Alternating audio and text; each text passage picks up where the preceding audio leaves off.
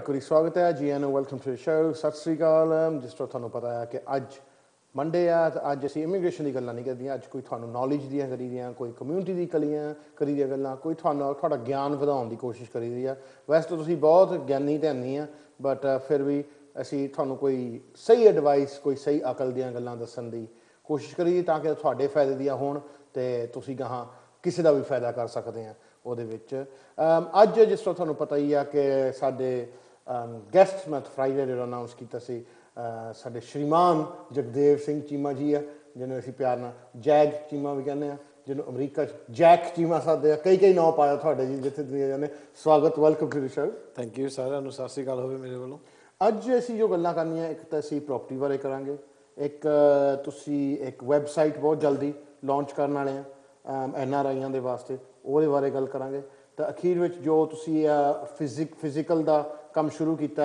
Health and fitness the India ਦੇ ਵਿੱਚ ਜਿਹੜੀ ਤੁਸੀਂ ਬਾਲੀਵੁੱਡ ਐਕਟਰਾਂ ਨੂੰ ਟ੍ਰੇਨਿੰਗ ਕਰਾ ਰਹੇ ਆ ਉਹਦੇ ਵਿੱਚ ਅਸੀਂ ਗੱਲਬਾਤ ਕਰਾਂਗੇ ਪਹਿਲਾਂ ਤਾਂ ਅਸੀਂ ਇੱਕ ਕਲਿੱਪ ਦੇਖਣੀ ਹੈ ਜਿਹਦੇ ਵਿੱਚ ਤੁਸੀਂ ਬਹੁਤ ਸਾਡੇ ਲਈ ਇੰਡੀਆ ਜਦੋਂ ਗਏ ਆ ਜਾਣਕਾਰੀ ਲੈ ਕੇ ਆਏ ਤੁਸੀਂ ਇਨਫੈਕਟ ਕਿਹਨਾਂ ਨੂੰ ਮਿਲ ਕੇ ਆਏ ਪਹਿਲਾਂ ਤਾਂ ਦੱਸੋ ਤੁਸੀਂ ਇੰਡੀਆ 'ਚ ਇਹ ਜਿਹੜਾ ਸਾਡਾ ਪਟਵਾਰੀਆਂ ਦਾ ਭਾਈਚਾਰਾ ਤਹਿਸੀਲਦਾਰ ਸਾਹਿਬ ਜਿਨ੍ਹਾਂ ਨੂੰ ਲੋਕੀ ਕਹਿੰਦੇ ਕਿ ਸਾਨੂੰ ਮਿਲਦੇ ਨਹੀਂ ਹੁੰਦੇ ਬੰਦੇ ਉਹ ਸਾਰਿਆਂ ਨੂੰ ਇੱਕ ਕਮਰੇ ਦੇ ਵਿੱਚ ਅਸੀਂ ਇਕੱਠੇ ਕਰਕੇ ਉਹਨਾਂ ਦਾ ਇੰਟਰਵਿਊ ਲੈ ਕੇ ਆਏ ਹਾਂ ਤੇ ਖਾਸ ਬਿਨਾਂ ਕਿਸੇ ਰਿਸ਼ਵਤ ਦਿੱਤੇ ਤਾਂ ਇੱਕ ਹੀ ਫੋਨ ਕਾਲ ਕੀਤਾ ਤੇ ਇਹਦੇ ਵਿੱਚ ਅਸੀਂ ਤੁਹਾਡਾ ਜਾਣੀ ਕਿ ਕੌਨਫੀਡੈਂਸ ਵਧਾਉਣ ਦੀ ਕੋਸ਼ਿਸ਼ ਕਰਦੇ ਹਾਂ ਕਿ ਜਿੱਦਾਂ ਲੋਕੀ ਡਰਦੇ ਹੁੰਦੇ ਕਿ ਇੰਡੀਆ ਸਾਨੂੰ ਇਹ ਬੰਦੇ ਮਿਲਣੇ ਨਹੀਂ ਹੈਗੇ ਕਿਹਦੇ ਨਾਲ ਗੱਲ ਕਰੀਏ ਇਹ ਸਾਰੇ ਬੰਦਿਆਂ ਨੂੰ ਇਕੱਠੇ ਕਰਕੇ ਉਹਨਾਂ ਦੇ ਫੋਨ ਨੰਬਰ ਵੀ ਅਸੀਂ ਅਨਾਉਂਸ ਕੀਤੇ ਕਿਉਂਕਿ ਅਸੀਂ ਇਹ ਇੰਟਰਵਿਊ ਤਾਂ ਨਹੀਂ ਲੈ ਕੇ ਆਂਦਾ ਕਿ ਸਾਨੂੰ ਵਿੱਚੋਂ ਕੁਛ ਮਿਲੇ ਅਸੀਂ ਡਾਇਰੈਕਟਲੀ ਉਹਨਾਂ ਦੇ ਨਾਲ ਤੁਹਾਨੂੰ ਇਨ ਟੱਚ ਕਰ ਸਕਦੇ ਕਿ ਜੇ ਤੁਹਾਡੇ ਜ਼ਮੀਨਾਂ ਦੇ ਫੈਸਲੇ ਹੋਣ ਕੋਈ ਕਿਸੇ ਵੀ ਤਰ੍ਹਾਂ ਦਾ ਉਹਨਾਂ ਦੇ ਨਾਲ ਕੰਮਕਾਰ ਹੋਵੇ ਤੁਸੀਂ ਕੰਟੈਕਟ ਕਰ ਸਕਦੇ ਹੋ ਪਰ ਇਹ ਨਹੀਂ ਕਿ ਉਹਨਾਂ ਤੋਂ ਆਪਣੇ ਪੁੱਠੇ ਕੰਮ ਕਰਾਉਣੇ ਆ ਫਿਰ ਤੁਸੀਂ ਜੇਲ੍ਹ ਜਾਓਗੇ ਫਿਰ ਤੁਹਾਨੂੰ ਇੱਕ ਹੋਰ ਨੰਬਰ ਦੀ ਲੋੜ ਪੈਣੀ ਆ ਐਮਬੈਸੀ ਦੀ ਜੋ ਕਿ ਮੈਂ ਤੁਹਾਨੂੰ ਦਊਂਗਾ ਬਾਅਦ 'ਚ ਫਿਰ ਹਾਂਜੀ ਉਹ ਤੁਹਾਨੂੰ ਫਿਰ ਮਿਲਣ ਆਉਂਦੇ ਹੁੰਦੇ ਆ ਲੈ ਕੇ ਡੱਬਾ ਸਟੀਲ ਵਾਲਾ ਜਿੱਥੇ 3 ਖਾਨੇ ਹੁੰਦੇ ਆ ਦਾਲ ਰੋਟੀ ਲਈ ਤੇ ਉਹਦੇ ਵਿੱਚ ਚੌਲ ਫ੍ਰੀ ਮਿਲਦੇ ਆ ਚਲੋ ਜੀ ਹੁਣ ਅਸੀਂ ਦੇਖਦੇ ਕਲਿੱਪ ਤੇ ਹੋਪਫੁਲੀ ਤੁਹਾਨੂੰ ਜਾਣਕਾਰੀ ਮਿਲੂਗੀ ਮਿਲਦੇ ਆ ਕਲਿੱਪ ਤੋਂ ਬਾਅਦ ਪਹਿਲਾਂ ਅੱਜ ਦੇ ਸ਼ੋਅ ਦੇ ਵਿੱਚ ਸਾਰਿਆਂ ਨੂੰ ਜੀ ਆਇਆਂ ਨੂੰ ਤੇ ਸਵਾਗਤ ਹੈ ਤੁਹਾਡਾ ਜਿੱਦਾਂ ਕਿ ਤੁਹਾਨੂੰ ਪਤਾ ਹੁੰਦਾ ਕਿ ਹਰ ਇੱਕ ਹਫ਼ਤੇ ਕੋਈ ਨਾ ਕੋਈ ਸਪੈਸ਼ਲ ਸ਼ੋਅ ਤੁਹਾਡੇ ਵਾਸਤੇ ਲੈ ਕੇ ਆਈਦਾ ਸੀ ਕੋਈ ਨਾ ਕੋਈ ਤੁਹਾਡੀ ਜਾਣਕਾਰੀ ਵਧੇ ਜਿਹਦੇ ਵਿੱਚ ਤੁਹਾਨੂੰ ਕੋਈ ਫਾਇਦਾ ਹੋਵੇ ਅੱਜ ਤੁਹਾਡੀਆਂ ਰਿਕੁਐਸਟਾਂ ਸੁਣ ਕੇ ਅਸੀਂ ਸਪੈਸ਼ਲ ਸ਼ੋਅ ਇੰਡੀਆ ਤੋਂ ਲੈ ਕੇ ਆਏ ਹਾਂ ਖਾਸ ਕਰਕੇ ਜਲੰਧਰ ਪੰਜਾਬ ਜ਼ਮੀਨਾਂ ਦੇ ਅਕਸਰ ਸਿਲਸਿਲੇ ਚੱਲਦੇ ਰਹਿੰਦੇ ਆ ਜਿੱਥੇ ਸਾਨੂੰ ਲੋਕੀ ਪੁੱਛਦੇ ਹੁੰਦੇ ਕਿ ਅਸੀਂ ਆਪਣੀ ਜ਼ਮੀਨਾਂ ਦੇ ਰਿਕਾਰਡ ਕਿੱਥੋਂ ਕਢਾ ਸਕਦੇ ਹਾਂ ਅਸੀਂ ਵੇਚਣੀ ਹੋਵੇ ਜ਼ਮੀਨ ਦਾ ਕੀ ਪ੍ਰੋਸੈਸ ਹੈ ਸਾਡੇ ਦਾਦਿਆਂ ਦੀ ਜ਼ਮੀਨ ਸਾਨੂੰ ਕਿੱਦਾਂ ਪਤਾ ਲੱਗੂ ਕਿੱਥੇ ਹੈਗੀ ਕੀ ਪ੍ਰੋਸੈਸ ਹੁੰਦਾ ਅੱਜ ਮੈਂ ਬੈਠਾ ਹਾਂ ਤਹਿਸੀਲ ਦੇ ਵਿੱਚ ਅਤੇ ਬਹੁਤ ਲੋਕ ਸਾਨੂੰ ਇਹ ਕਹਿੰਦੇ ਹੁੰਦੇ ਕਿ ਅਸੀਂ ਤਹਿਸੀਲ ਜਾਂਦੇ ਸਾਨੂੰ ਬੰਦੇ ਲੱਭਦੇ ਨਹੀਂ ਜਿਹਨਾਂ ਨਾਲ ਗੱਲ ਕਰਨੀ ਚਾਹੀਦੀ ਹੈ ਅੱਜ ਮੈਂ ਤੁਹਾਨੂੰ ਸਾਰਿਆਂ ਨਾਲ ਮਿਲਾਵਾਂਗਾ ਤੁਸੀਂ ਆਪ ਜਿਹੜੇ ਤੁਹਾਡੇ ਸਵਾਲ ਹੈ ਅਸੀਂ ਅੱਗੇ ਪੁੱਛਾਂਗੇ ਤੁਹਾਨੂੰ ਜਾਣਕਾਰੀ ਜ਼ਿਆਦਾ ਮਿਲੂਗੀ ਸਭ ਤੋਂ ਪਹਿਲਾਂ ਤਾਂ ਮੈਂ ਇੰਟਰੋਡਿਊਸ ਕਰਨਾ ਚਾਹੁੰਦਾ ਹਾਂ ਤਹਿਸੀਲਦਾਰ ਅਮਨਪਾਲ ਸਿੰਘ ਜੀ ਤੁਹਾਡਾ ਜੀ ਆਇਆਂ ਨੂੰ ਸਤਿ ਸ਼੍ਰੀ ਅਕਾਲ ਜੀ ਆਇਆਂ ਨੂੰ ਜੀ ਅਤੇ ਅਮਨਪਾਲ ਸਿੰਘ ਜੀ ਪਹਿਲਾਂ ਤਾਂ ਇੱਦਾਂ ਦੱਸੋ ਕਿ ਆਪਾਂ ਤਹਿਸੀਲ 'ਚ ਬੈਠੇ ਤਹਿਸੀਲ ਦੇ ਵਿੱਚ ਕੀ ਹੁੰਦਾ ਅਤੇ ਤੁਹਾਡਾ ਰੋਲ ਕੀ ਹੈ ਇੱਥੇ ਤਹਿਸੀਲ ਦੇ ਵਿੱਚ ਮੁੱਖ ਰੋਲ ਸਾਡਾ ਹੈਗਾ ਜ਼ਮੀਨਾਂ ਦੀ ਸਾਂਭ ਸੰਭਾਲ ਦਾ ਅਤੇ ਇਸ ਸਾਂਭ ਸੰਭਾਲ ਦੇ ਵਿੱਚ ਸਾਡੇ ਕੋਲ ਤਹਿਸੀਲ ਦੇ ਵਿੱਚ ਰਿਕਾਰਡ ਹੁੰਦੇ ਆ ਤਹਿਸੀਲਦਾਰ ਦੇ ਨਾਲ ਇੱਕ ਨਾਇਬ ਤਹਿਸੀਲਦਾਰ ਹੁੰਦਾ ਨਾਇਬ ਤਹਿਸੀਲਦਾਰ ਤੋਂ ਨੀਚੇ ਕਾਨਗੋ ਹੁੰਦਾ ਪਟਵਾਰੀ ਹੁੰਦੇ ਆ ਹਰੇਕ ਪਿੰਡ ਵਾਸਤੇ ਇੱਕ ਪਟਵਾਰੀ ਹੁੰਦਾ ਜੋ ਕਿ ਉਸ ਪਿੰਡ ਦੀਆਂ ਜ਼ਮੀਨਾਂ ਦੀ ਸਾਂਭ ਸੰਭਾਲ ਰੱਖਦਾ ਹੈ ਰਿਕਾਰਡ ਰੱਖਦਾ ਹੈ ਅਤੇ ਜੇ ਕਿਸੇ ਨੂੰ ਵੀ ਕੋਈ ਜ਼ਮੀਨਾਂ ਸੰਬੰਧੀ ਜਾਣਕਾਰੀ ਚਾਹੀਦੀ ਹੈ ਤਾਂ ਉਹ ਆਪਣੇ ਪਟਵਾਰੀ ਕੋਲ ਪਤਾ ਕਰ ਸਕਦਾ ਹੈ ਠੀਕ ਹੈ ਜੀ ਅਤੇ ਇੱਥੇ ਕਿਸ ਤਰ੍ਹਾਂ ਦੇ ਕੇਸ ਤੁਹਾਡੇ ਕੋਲ ਆਉਂਦੇ ਹੁੰਦੇ NRIਆਂ ਦੇ ਕੇਸ ਤੁਸੀਂ ਕਦੇ ਦੇਖੇ ਇੱਥੇ ਆਉਂਦੇ ਹਾਂਜੀ NRI ਦੇ ਕੇਸ ਜ਼ਿਆਦਾਤਰ ਜ਼ਮੀਨਾਂ ਸੰਬੰਧੀ ਜੋ ਕੇਸ ਆਉਂਦੇ ਹਨ ਵਿਰਾਸਤ ਦੇ ਕੇਸ ਆਉਂਦੇ ਆ ਜੇ ਕਿਸੇ ਦੇ ਜ਼ਮੀਨ ਮਾਲਕ ਦੀ ਜੋ ਮੌਤ ਹੋ ਜਾਂਦੀ ਹੈ ਤਾਂ ਉਹ ਜ਼ਮੀਨ ਗਾਂ ਉਹਦੇ ਬੱਚਿਆਂ ਵੱਲ ਜਾਂਦੀ ਹੈ ਅਤੇ ਉਹਦੇ ਵਿਰਾਸਤ ਦੇ ਸਾਡੇ ਕੋਲ ਕੇਸ ਆਉਂਦੇ ਆ ਅਤੇ ਇਹ ਜੋ ਜ਼ਮੀਨ ਦੀ ਤਬਦੀਲੀ ਇੱਕ ਮਾਲਕ ਤੋਂ ਦੂਜੇ ਮਾਲਕ ਨੂੰ ਹੁੰਦੀ ਹੈ ਤਾਂ ਉਸ ਨੂੰ ਅਸੀਂ ਇੰਤਕਾਲ ਕਹਿੰਦੇ ਹਾਂ ਠੀਕ ਅਤੇ ਉਹ ਜ਼ਮੀਨ ਦੇ ਵਿੱਚ ਰਿਕਾਰਡ ਨੂੰ ਅਪਡੇਟ ਕਰਨਾ ਉਹ ਇੰਤਕਾਲ ਦੇ ਰਾਹੀਂ ਹੁੰਦਾ ਅਤੇ ਜਦੋਂ ਵੀ ਕੋਈ ਮਾਲਕ ਇੱਕ ਮਰ ਜਾਂਦਾ ਹੈ ਉਹਦੇ ਵਾਰਸ ਆਉਂਦੇ ਹੈ ਉਹਦਾ ਇੰਤਕਾਲ ਚੜ੍ਹਾਇਆ ਜਾਂਦਾ ਹੈ ਵਿਰਾਸਤ ਦਾ ਜਾਂ ਫਿਰ ਕੋਈ ਇੱਕ ਮਾਲਕ ਦੂਜੇ ਮਾਲਕ ਨੂੰ ਜ਼ਮੀਨ ਵੇਚਦਾ ਉਹ ਵੀ ਕੇਸ ਸਾਡੇ ਕੋਲ ਆਉਂਦੇ ਆ ਤਾਂ ਉਹ ਵੀ ਇੰਤਕਾਲ ਦੇ ਰਾਹੀਂ ਹੀ ਸੀਲ ਦਾ ਇੰਤਕਾਲ ਬੈਅ ਦਾ ਇੰਤਕਾਲ ਕਿਹਾ ਜਾਂਦਾ ਉਹਨੂੰ ਉਹ ਚੜ੍ਹਾਇਆ ਜਾਂਦਾ ਹੈ ਇਸ ਤਰ੍ਹਾਂ ਦੀ ਜ਼ਮੀਨਾਂ ਦੇ ਮਸਲੇ ਆਉਂਦੇ ਸਾਡੇ ਕੋਲ ਜ਼ਮੀਨਾਂ ਜਦੋਂ ਵਿਕਦੀਆਂ ਤਾਂ ਉਹਨਾਂ ਦੀ ਰਜਿਸਟਰੀਆਂ ਹੋਣ ਵਾਸਤੇ ਵੀ ਸਾਡੇ ਕੋਲ ਆਉਂਦੀਆਂ ਅਤੇ ਉਹਨਾਂ ਰਜਿਸਟਰੀਆਂ ਦੇ ਫਰਦਰ ਇੰਤਕਾਲ ਹੋਣ ਵਾਸਤੇ ਸਾਡੇ ਕੋਲ ਆਉਂਦੇ ਠੀਕ ਹੈ ਤਹਿਸੀਲਦਾਰ ਸਾਹਿਬ ਤਹਿਸੀਲ ਦੇ ਵਿੱਚ ਆਪਾਂ ਤੁਹਾਨੂੰ ਇਹ ਸਵਾਲ ਪੁੱਛਣੇ ਚਾਹੁੰਦੇ ਜੋ NRI ਬਾਹਰ ਬੈਠੇ ਹੈਗੇ ਆ ਬਹੁਤ ਸਾਰੇ ਕੇਸ ਇੱਦਾਂ ਦੇ ਆਉਂਦੇ ਜਿੱਥੇ ਉਹ ਆਪਣੇ NRI ਬਾਹਰ ਬੈਠੇ ਦਾਦੇ ਪੜਦਾਦਿਆਂ ਦੀਆਂ ਜ਼ਮੀਨਾਂ ਦਾ ਪੇਪਰ ਕਢਾਉਣੇ ਚਾਹੁੰਦੇ, ਫਰਦਾਂ ਜਿਹਨਾਂ ਨੂੰ ਆਪਾਂ ਕਹਿ ਦਈਦੇ ਹਾਂ, ਕਈਆਂ ਨੂੰ ਪਤਾ ਨਹੀਂ ਹੁੰਦਾ ਕਿ ਕਿੰਨੀ ਜ਼ਮੀਨ ਹੈ, ਕਿਹਨਾਂ ਦੇ ਨਾਂ ਚੜ੍ਹੀ ਹੈ। ਬਹੁਤੇ ਕੇਸ ਇੱਦਾਂ ਦੇ ਹੁੰਦੇ ਜਿਹਦੇ ਕਬਜ਼ਾ ਕਰਕੇ ਬਹਿ ਗਏ ਹੁੰਦੇ, ਉਹਨਾਂ ਦੇ ਰਿਸ਼ਤੇਦਾਰ ਹੀ ਕੀ ਕਬਜ਼ਾ ਕਰਕੇ ਬਹਿ ਗਏ ਹੁੰਦੇ ਆ। ਇਹ ਕਿਸ ਤਰ੍ਹਾਂ ਦੇ ਕੇਸ ਤੁਹਾਡੇ ਕੋਲ ਇੱਥੇ ਆਉਂਦੇ ਤੇ ਇਹਨਾਂ ਦੇ ਹੱਲ ਕੀ ਹੁੰਦੇ ਆ? ਇਸ ਤਰ੍ਹਾਂ ਜਗਦੇਵ ਜੀ, ਸਾਡੇ ਕੋਲ ਹਰ ਪਿੰਡ ਦਾ ਰਿਕਾਰਡ ਹੁੰਦਾ, ਜਿਹੜਾ ਰਿਕਾਰਡ ਨੂੰ ਬੇਸਿਕਲੀ ਜਿਵੇਂ ਜਮ੍ਹਾਂਬੰਦੀ ਅਸੀਂ ਕਹਿੰਦੇ ਹਾਂ, ਉਹ ਜਮ੍ਹਾਂਬੰਦੀ ਇੱਕ ਐਸਾ ਰਿਕਾਰਡ ਹੈ ਜਿਹਦੇ ਵਿੱਚ ਉਸ ਪਿੰਡ ਦੇ ਸਾਰੇ ਜ਼ਮੀਨਾਂ ਦੇ ਮਾਲਕਾਂ ਦੇ ਨਾਂ ਦਰਜ ਹੁੰਦੇ, ਕਿਸ ਮਾਲਕ ਦੇ ਨਾਮ ਕਿੰਨੀ ਜ਼ਮੀਨ ਹੈ, ਕਿਹੜੀ ਜ਼ਮੀਨ ਹੈ, ਉਹ ਸਭ ਉਸ ਦਰਜ ਹੁੰਦਾ। ਇਹ ਰਿਕਾਰਡ ਜੋ ਪ੍ਰੈਜ਼ੈਂਟ ਰਿਕਾਰਡ ਹੈ ਇਹ ਪਟਵਾਰੀ ਪਾਸ ਵੀ ਹੁੰਦਾ, ਅਤੇ ਹੁਣ ਅੱਜ ਕੱਲ੍ਹ ਅਸੀਂ ਫਰਦ ਕੇਂਦਰ ਸਟਾਰਟ ਕੀਤੇ ਹੈ ਜਿਹਦੇ ਵਿੱਚ ਕੰਪਿਊਟਰ ਰਾਹੀਂ ਵੀ ਰਿਕਾਰਡ ਮੇਨਟੇਨ ਕੀਤਾ ਜਾਂਦਾ, ਅਤੇ ਇਹ ਰਿਕਾਰਡ ਹਰ 5 ਸਾਲ ਬਾਅਦ ਅਪਡੇਟ ਕੀਤਾ ਜਾਂਦਾ। ਜੇ ਤੁਸੀਂ ਪ੍ਰੈਜ਼ੈਂਟ ਪੋਜੀਸ਼ਨ ਲੈਣੀ ਹੈ ਤਾਂ ਉਹ ਪਟਵਾਰੀ ਪਾਸ ਵੀ ਮਿਲ ਸਕਦੀ ਤੁਹਾਨੂੰ, ਅਤੇ ਇਸ ਤੋਂ ਇਲਾਵਾ ਫਰਦ ਕੇਂਦਰ 'ਤੇ ਵੀ ਮਿਲ ਸਕਦੀ ਹੈ। ਅਤੇ ਹੁਣ ਉਪਰਾਲਾ ਚੱਲ ਰਿਹਾ ਸਰਕਾਰ ਦਾ ਕਿ ਇਹਨੂੰ ਇੰਟਰਨੈੱਟ 'ਤੇ ਵੀ ਪਾਇਆ ਜਾਵੇ। ਕਾਫੀ ਪਿੰਡ ਅਸੀਂ ਇੰਟਰਨੈੱਟ 'ਤੇ ਵੀ ਪਾ ਚੁੱਕੇ ਹਾਂ। ਕੋਈ ਜੋ ਪ੍ਰੈਜ਼ੈਂਟ ਸਟੇਟਸ ਹੈ ਅਗਰ ਉਹ ਕੁਝ ਚੈੱਕ ਕਰਨਾ ਚਾਹਵੇ ਤਾਂ ਉਹ ਇੰਟਰਨੈੱਟ 'ਤੇ ਵੀ ਆਪਣਾ ਚੈੱਕ ਕਰ ਸਕਦਾ ਹੈ। ਅਤੇ ਜਗਦੇਵ ਜੀ, ਜੇ ਇਸ ਤੋਂ ਪਿਛਲਾ ਰਿਕਾਰਡ ਕਿਸੇ ਨੇ ਦੇਖਣਾ ਹੈ, ਕਿਉਂਕਿ ਜਿਵੇਂ ਮੈਂ ਤੁਹਾਨੂੰ ਦੱਸਿਆ ਕਿ ਹਰ 5 ਸਾਲ ਬਾਅਦ ਇਹ ਅਪਡੇਟ ਹੁੰਦਾ ਹੈ, ਅਤੇ ਜੇ ਕਿਸੇ ਨੇ ਇਸ ਤੋਂ ਪਿਛਲਾ ਰਿਕਾਰਡ ਦੇਖਣਾ, ਆਪਣੇ ਦਾਦੇ ਪੜਦਾਦੇ ਦੇ ਸਮੇਂ ਦਾ ਦੇਖਣਾ ਜਾਂ ਉਸ ਤੋਂ ਵੀ ਪਿਛਲਾ ਦੇਖਣਾ, ਤਾਂ ਉਹ ਰਿਕਾਰਡ ਸਾਰਾ ਪਟਵਾਰੀ ਪਾਸ ਹੁੰਦਾ ਹੈ। ਸੋ ਕੋਈ ਵੀ NRI ਆਪਣੀ ਦਰਖਾਸਤ ਦੇ ਕੇ ਜੇ ਪ੍ਰੈਜ਼ੈਂਟ ਰਿਕਾਰਡ ਦੇਖਣਾ ਹੈ, ਫਰਦ ਕੇਂਦਰ ਤੋਂ ਲੈ ਸਕਦਾ ਰਿਕਾਰਡ, ਉਹ ਇੰਟਰਨੈੱਟ ਤੋਂ ਦੇਖ ਸਕਦਾ ਹੈ ਤਾਂ, ਅਤੇ ਉਸ ਪਿੰਡ ਦੇ ਪਟਵਾਰੀ ਪਾਸ ਲੈ ਸਕਦਾ ਹੈ। ਅਤੇ ਇਸ ਰਿਕਾਰਡ ਦੇ ਵਿੱਚ ਜੋ ਚੇਂਜਿਸ ਮੇਨ ਤੌਰ 'ਤੇ ਆਉਂਦੀਆਂ ਅਲੱਗ-ਅਲੱਗ ਕਿਸਮ ਦੀਆਂ, ਉਹ ਮੈਂ ਤੁਹਾਨੂੰ ਜਾਣਕਾਰੀ ਦੇਣਾ ਚਾਹਾਂਗਾ। ਰਿਕਾਰਡ ਦੇ ਵਿੱਚ ਚੇਂਜਿਸ ਆਉਂਦੀਆਂ ਸੇਲ ਦੇ ਨਾਲ, ਰਿਕਾਰਡ ਦੇ ਵਿੱਚ ਚੇਂਜਿਸ ਆਉਂਦੀਆਂ ਕਿਸੇ ਮਾਲਕ ਦੀ ਡੈਥ ਹੋਣ ਦੇ ਨਾਲ, ਰਿਕਾਰਡ ਦੇ ਵਿੱਚ ਚੇਂਜਿਸ ਆਉਂਦੀਆਂ ਜਦੋਂ ਇੱਕ ਮਾਲਕ ਦੂਜੇ ਮਾਲਕ ਦੇ ਨਾਲ ਆਪਣੀ ਜ਼ਮੀਨ ਬਦਲਦਾ ਹੈ, ਉਹਨੂੰ ਅਸੀਂ ਤਬਾਦਲਾ ਕਹਿੰਦੇ, ਐਕਸਚੇਂਜ ਕਹਿੰਦੇ ਹਾਂ, ਜਾਂ ਫਿਰ ਜਦੋਂ ਕਈ ਭਰਾ ਸਾਂਝੀ ਜ਼ਮੀਨ ਦੀ ਵੰਡ ਕਰਾਉਂਦੇ, ਉਹਨੂੰ ਅਸੀਂ ਤਕਸੀਮ ਕਹਿੰਦੇ ਹਾਂ। ਇਹ ਸਾਰਾ ਜਿੰਨਾ ਵੀ ਪ੍ਰੋਸੈਸ ਹੈਗਾ ਇਹ ਪਟਵਾਰੀ ਤੋਂ ਸਟਾਰਟ ਹੋਣਾ। ਜੋ ਇਹ ਕਰਵਾਉਣਾ ਚਾਹੁੰਦਾ ਉਹ ਪਟਵਾਰੀ ਪਾਸ ਦਰਖਾਸਤ ਦੇ ਸਕਦਾ ਹੈ, ਅਤੇ ਉਹ ਪਟਵਾਰੀ ਨੇ ਐਂਟਰੀ ਕਰਕੇ ਉਸ ਤੋਂ ਬਾਅਦ ਕਾਨੂੰਗੋ ਉਸ ਦੀ ਚੰਗੀ ਤਰ੍ਹਾਂ ਪੜਤਾਲ ਕਰਦਾ ਕਿ ਵੀ ਉਹ ਜੋ ਐਂਟਰੀ ਹੋਈ ਹੈ ਸਹੀ ਹੋਈ ਹੈ ਜਾਂ ਗਲਤ ਹੋਈ ਹੈ। ਕਾਂਗੋ ਹੁੰਦੇ ਆ ਪਟਵਾਰੀ ਤੋਂ ਸੀਨੀਅਰ ਹੁੰਦੇ, ਠੀਕ ਹੈ। ਅਤੇ ਕਾਨੂੰਗੋ ਦੀ ਪੜਤਾਲ ਤੋਂ ਬਾਅਦ ਇਹ ਫਾਈਨਲੀ ਜਾਂਦਾ ਹੈ ਜਾਂ ਨਾਇਬ ਤਹਿਸੀਲਦਾਰ ਕੋਲ ਜਾਂ ਤਹਿਸੀਲਦਾਰ। ਸੋ ਇਸ ਰੈਵਨਿਊ ਦੇ ਕੰਮ ਲਈ ਪਿੰਡ ਵੰਡੇ ਹੁੰਦੇ ਆ ਤਹਿਸੀਲਦਾਰ ਔਰ ਨਾਇਬ ਤਹਿਸੀਲਦਾਰ ਦੇ ਵਿੱਚ। ਹਲਕੇ ਦੇ ਵਿੱਚ ਕੁਝ ਪਿੰਡ ਨਾਇਬ ਤਹਿਸੀਲਦਾਰ ਕੋਲ ਹੁੰਦੇ ਆ ਅਤੇ ਕੁਝ ਤਹਿਸੀਲਦਾਰ ਕੋਲ ਹੁੰਦੇ ਆ। ਸੋ ਇਹ ਪਟਵਾਰੀ ਕਾਨੂੰਗੋ ਦੀ ਰਿਪੋਰਟ ਤੋਂ ਬਾਅਦ ਜਿਹੜਾ ਫਾਈਨਲ ਅਥਾਰਟੀ ਆ ਜਾਂਦੀ ਹੈ ਤਹਿਸੀਲਦਾਰ ਜਾਂ ਫਿਰ ਨਾਇਬ ਤਹਿਸੀਲਦਾਰ ਦੀ, ਜਿਸ ਦਾ ਵੀ ਉਹ ਸਰਕਲ ਹੋਏਗਾ।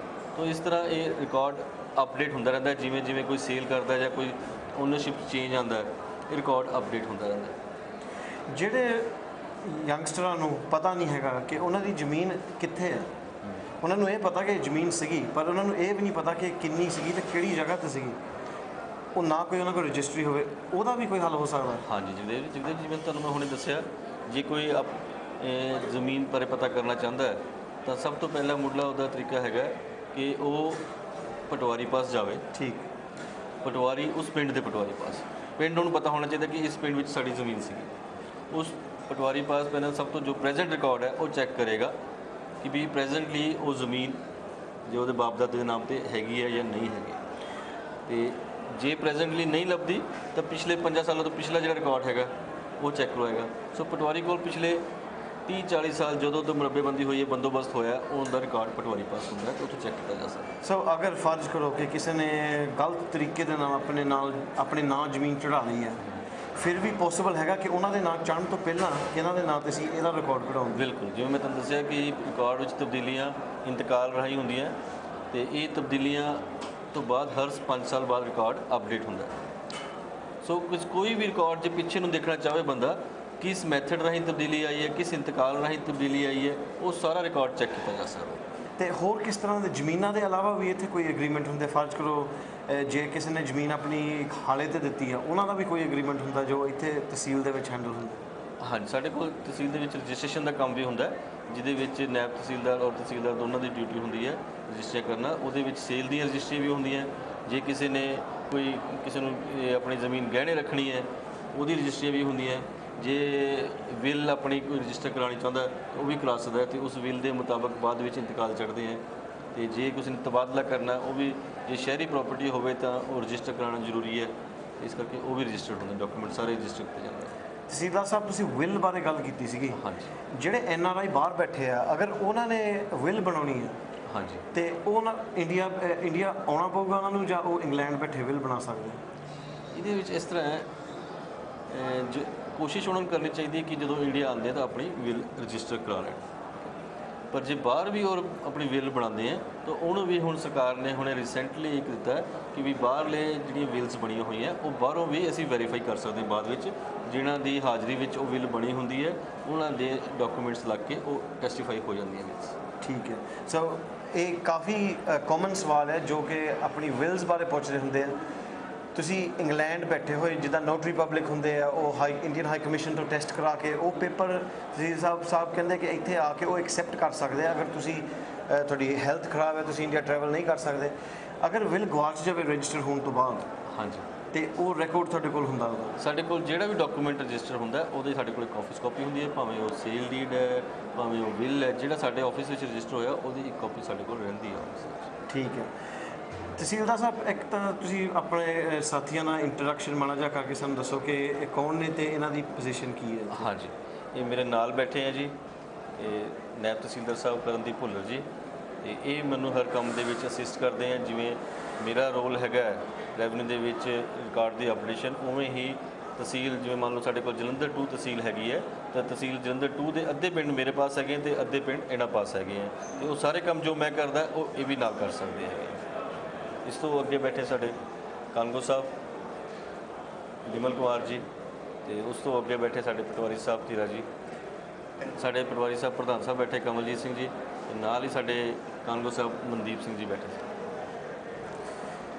ਤੇ ਤਹਿਸੀਲਦਾਰ ਸਾਹਿਬ, ਹੁਣ ਤੁਸੀਂ ਸਾਨੂੰ ਇੱਦਾਂ ਦੱਸੋ ਕਿ ਜਿਹੜੇ NRI ਸੋਚਦੇ ਆ ਕਿ ਇੰਡੀਆ ਦੇ ਵਿੱਚ ਕੋਈ ਸਿਸਟਮ ਹੈ ਨਹੀਂਗਾ, ਇੱਥੇ ਸਾਰਾ ਸਿਸਟਮ ਕਰਪਟ ਹੈ, ਤੁਸੀਂ ਇਹਦੇ ਬਾਰੇ ਕੀ ਕਹਿਣਾ ਚਾਹੁੰਦੇ? NRI ਬਹੁਤ ਸਾਰੇ ਜਿਹੜੇ ਡਰੇ ਹੋਏ ਆ ਇੰਡੀਆ ਆਉਣ ਤੋਂ, ਜਿਨ੍ਹਾਂ ਨੂੰ ਧਮਕੀਆਂ ਦਿੱਤੀਆਂ ਜਾਂਦੀਆਂ ਕਿ ਤੁਸੀਂ ਇੰਡੀਆ ਆ ਕੇ ਆਪਣੀ ਜ਼ਮੀਨ ਨੂੰ ਕਲੇਮ ਕਰਨਾ ਚਾਹੁੰਦੇ ਆ, ਅਸੀਂ ਇੱਦਾਂ ਕਰ ਦਿਆਂਗੇ, ਉੱਦਾਂ ਕਰ ਦਿਆਂਗੇ, ਸਾਡੇ ਕੋਲ ਆ ਪਟਵਾਰੀ, ਉਹ ਸਾਡੀ ਗੱਲ ਸੁਣੂਗਾ। ਇਹ ਕਿੰਨਾ ਕੁ ਸੱਚ ਹੁੰਦਾ ਇਹਨਾਂ ਦੀ ਗੱਲਾਂ ਦੇ ਵਿੱਚ? ਇਹ ਸਭ ਮਿਸ ਕਨਸੈਪਟਸ ਹੈਗੇ ਆ। NRI ਨੂੰ ਚਾਹੀਦਾ ਹੈ ਕਿ ਅਗਰ ਹੁਣ ਕਿਸੇ ਵੀ ਲੈਵਲ 'ਤੇ ਪ੍ਰੋਬਲਮ ਆਉਂਦੀ ਹੈ, ਹਰ ਸਟੇਜਿਸ ਬਣੀਆਂ ਹੋਈਆਂ, ਜੇ ਉਹਨਾਂ ਨੂੰ ਪਟਵਾਰੀ ਦੇ ਲੈਵਲ 'ਤੇ ਕੋਈ ਪ੍ਰੋਬਲਮ ਆਉਂਦੀ ਹੈ, ਰਿਕਾਰਡ ਲਾਈਨ ਪ੍ਰੋਬਲਮ ਆਉਂਦੀ ਹੈ, ਅੱਜ ਕੱਲ੍ਹ ਸਰਕਾਰ ਨੇ ਬੜਾ ਵਧੀਆ ਸਟਾਰਟ ਕੀਤਾ ਹੈ, ਫਰਦ ਕੇਂਦਰ ਸਟਾਰਟ ਕੀਤੇ ਹੈ। ਫਰਦ ਕੇਂਦਰ 'ਤੇ ਡਾਇਰੈਕਟਲੀ ਜਾ ਕੇ ਉਹ ਐਪਲੀਕੇਸ਼ਨ ਦੇ ਕੇ ਉੱਥੋਂ ਦੀ ਆਪਣਾ ਰਿਕਾਰਡ ਕਰਵਾ ਸਕਦੀ ਹੈ। ਜੇ ਕਿਸੇ ਵੀ ਪਟਵਾਰੀ ਲੈਵਲ 'ਤੇ ਪ੍ਰੋਬਲਮ ਆਉਂਦੀ ਤਾਂ ਉਸ ਤੋਂ ਸੀਨੀਅਰ ਅਫਸਰ ਕਾਨੂੰਗੋ ਹੈਗਾ, ਉਹਨਾਂ ਨੂੰ ਮਿਲ ਸਕਦੇ ਆ।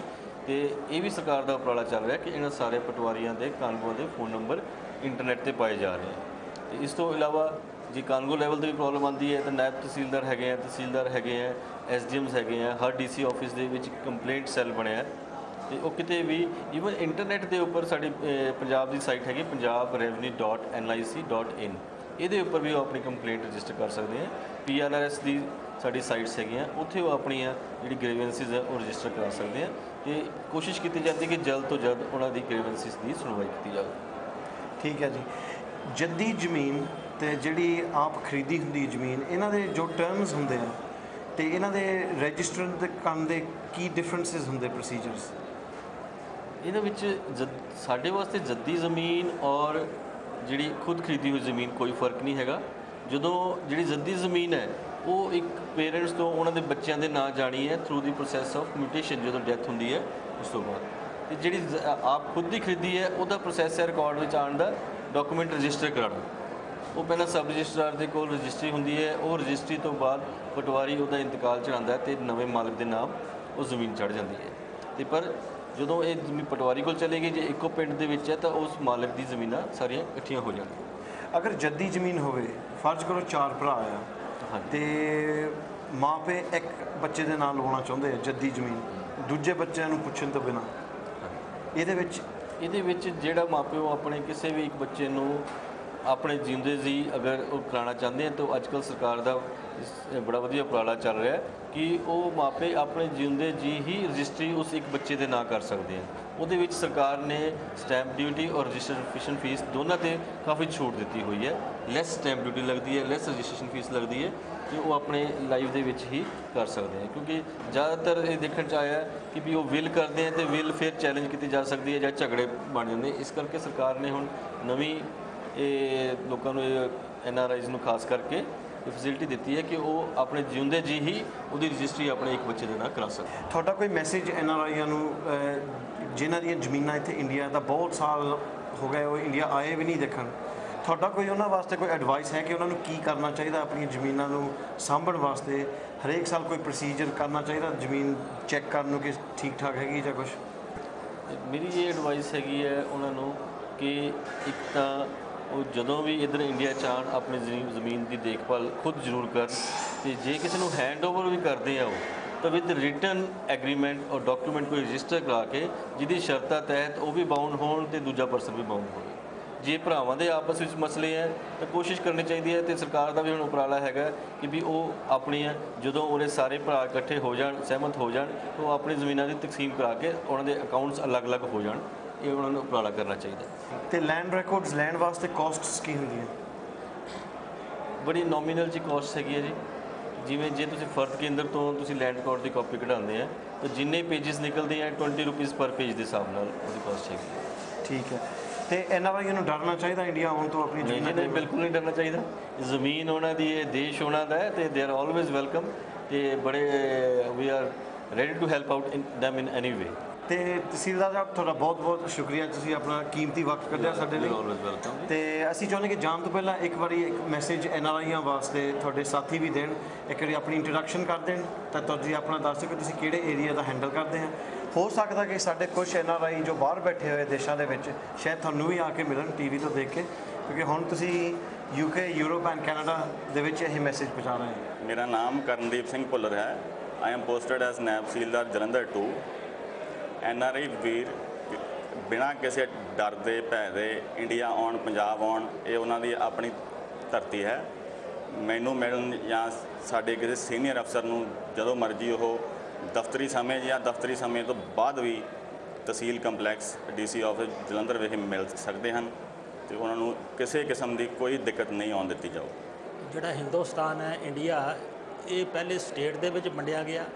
ਉਸ ਤੋਂ ਬਾਅਦ ਇਹਨੂੰ ਪਰ ਸਟੇਟ ਨੂੰ ਜ਼ਿਲ੍ਹਿਆਂ ਦੇ ਵਿੱਚ, ਡਿਸਟ੍ਰਿਕਟ ਦੇ ਵਿੱਚ ਵੰਡਿਆ ਗਿਆ, ਔਰ ਉਸ ਤੋਂ ਬਾਅਦ ਇਸ ਨੂੰ ਸਬ ਡਿਵੀਜ਼ਨ ਦੇ ਵਿੱਚ ਵੰਡਿਆ ਗਿਆ ਜਿਹਦਾ ਇੰਚਾਰਜ SDM ਹੁੰਦੇ ਆ। ਉਸ ਤੋਂ ਬਾਅਦ ਇਹਨੂੰ ਤਹਿਸੀਲਾਂ ਦੇ ਵਿੱਚ ਵੰਡਿਆ ਗਿਆ ਜਿਨ੍ਹਾਂ ਦੇ ਇੰਚਾਰਜ ਤਹਿਸੀਲਦਾਰ ਔਰ ਨਾਇਬ ਤਹਿਸੀਲਦਾਰ ਹੁੰਦੇ ਆ। ਉਸ ਤੋਂ ਬਾਅਦ ਇਹਨੂੰ ਇੱਕ ਕਾਨੂੰਗੋ ਸਰਕਲ ਦੇ ਵਿੱਚ ਵੰਡਿਆ ਗਿਆ।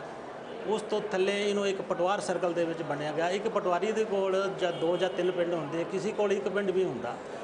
ਔਰ ਉਸ ਦੇ ਉੱਤੇ ਕਾਨੂੰਗੋ ਹੈ, ਕਾਨੂੰਗੋ ਦੇ ਕੋਲ 10 ਪਟਵਾਰੀ ਹੁੰਦੇ ਆ, ਔਰ ਪਟਵਾਰੀ ਨੇ ਆਪਣਾ ਰਿਕਾਰਡ ਮੇਨਟੇਨ ਕਰਨਾ ਹੁੰਦਾ, ਔਰ ਕਾਨੂੰਗੋ ਨੇ ਉਹਦਾ ਰਿਕਾਰਡ ਚੈੱਕ ਕਰਨਾ ਹੁੰਦਾ। ਜਿੱਦਾਂ ਤਹਿਸੀਲਦਾਰ ਸਾਹਿਬ ਨੇ ਦੱਸਿਆ ਸੀ, NRI ਨੂੰ ਬੜਾ ਸੋਹਣਾ ਮੈਸੇਜ ਦਿੱਤਾ ਕਿ ਜਦੋਂ ਵੀ NRI ਇੱਥੇ ਆਉਣ, ਜਦੋਂ ਵੀ ਉਸਨੇ ਆਪਣੀ ਜ਼ਮੀਨ ਕਿਸੇ ਮਿੱਤਰ ਨੂੰ, ਆਪਣੇ ਕਿਸੇ ਰਿਸ਼ਤੇਦਾਰ ਨੂੰ ਦੇਣੀ ਆ, ਉਹ ਉਹਦੇ ਨਾਲ ਐਗਰੀਮੈਂਟ ਜ਼ਰੂਰ ਕਰਾ ਲੈਣ ਜਿਹਦੇ ਵਿੱਚ ਟਰਮ ਐਂਡ ਕੰਡੀਸ਼ਨ ਫੁੱਲ ਹੋਣ।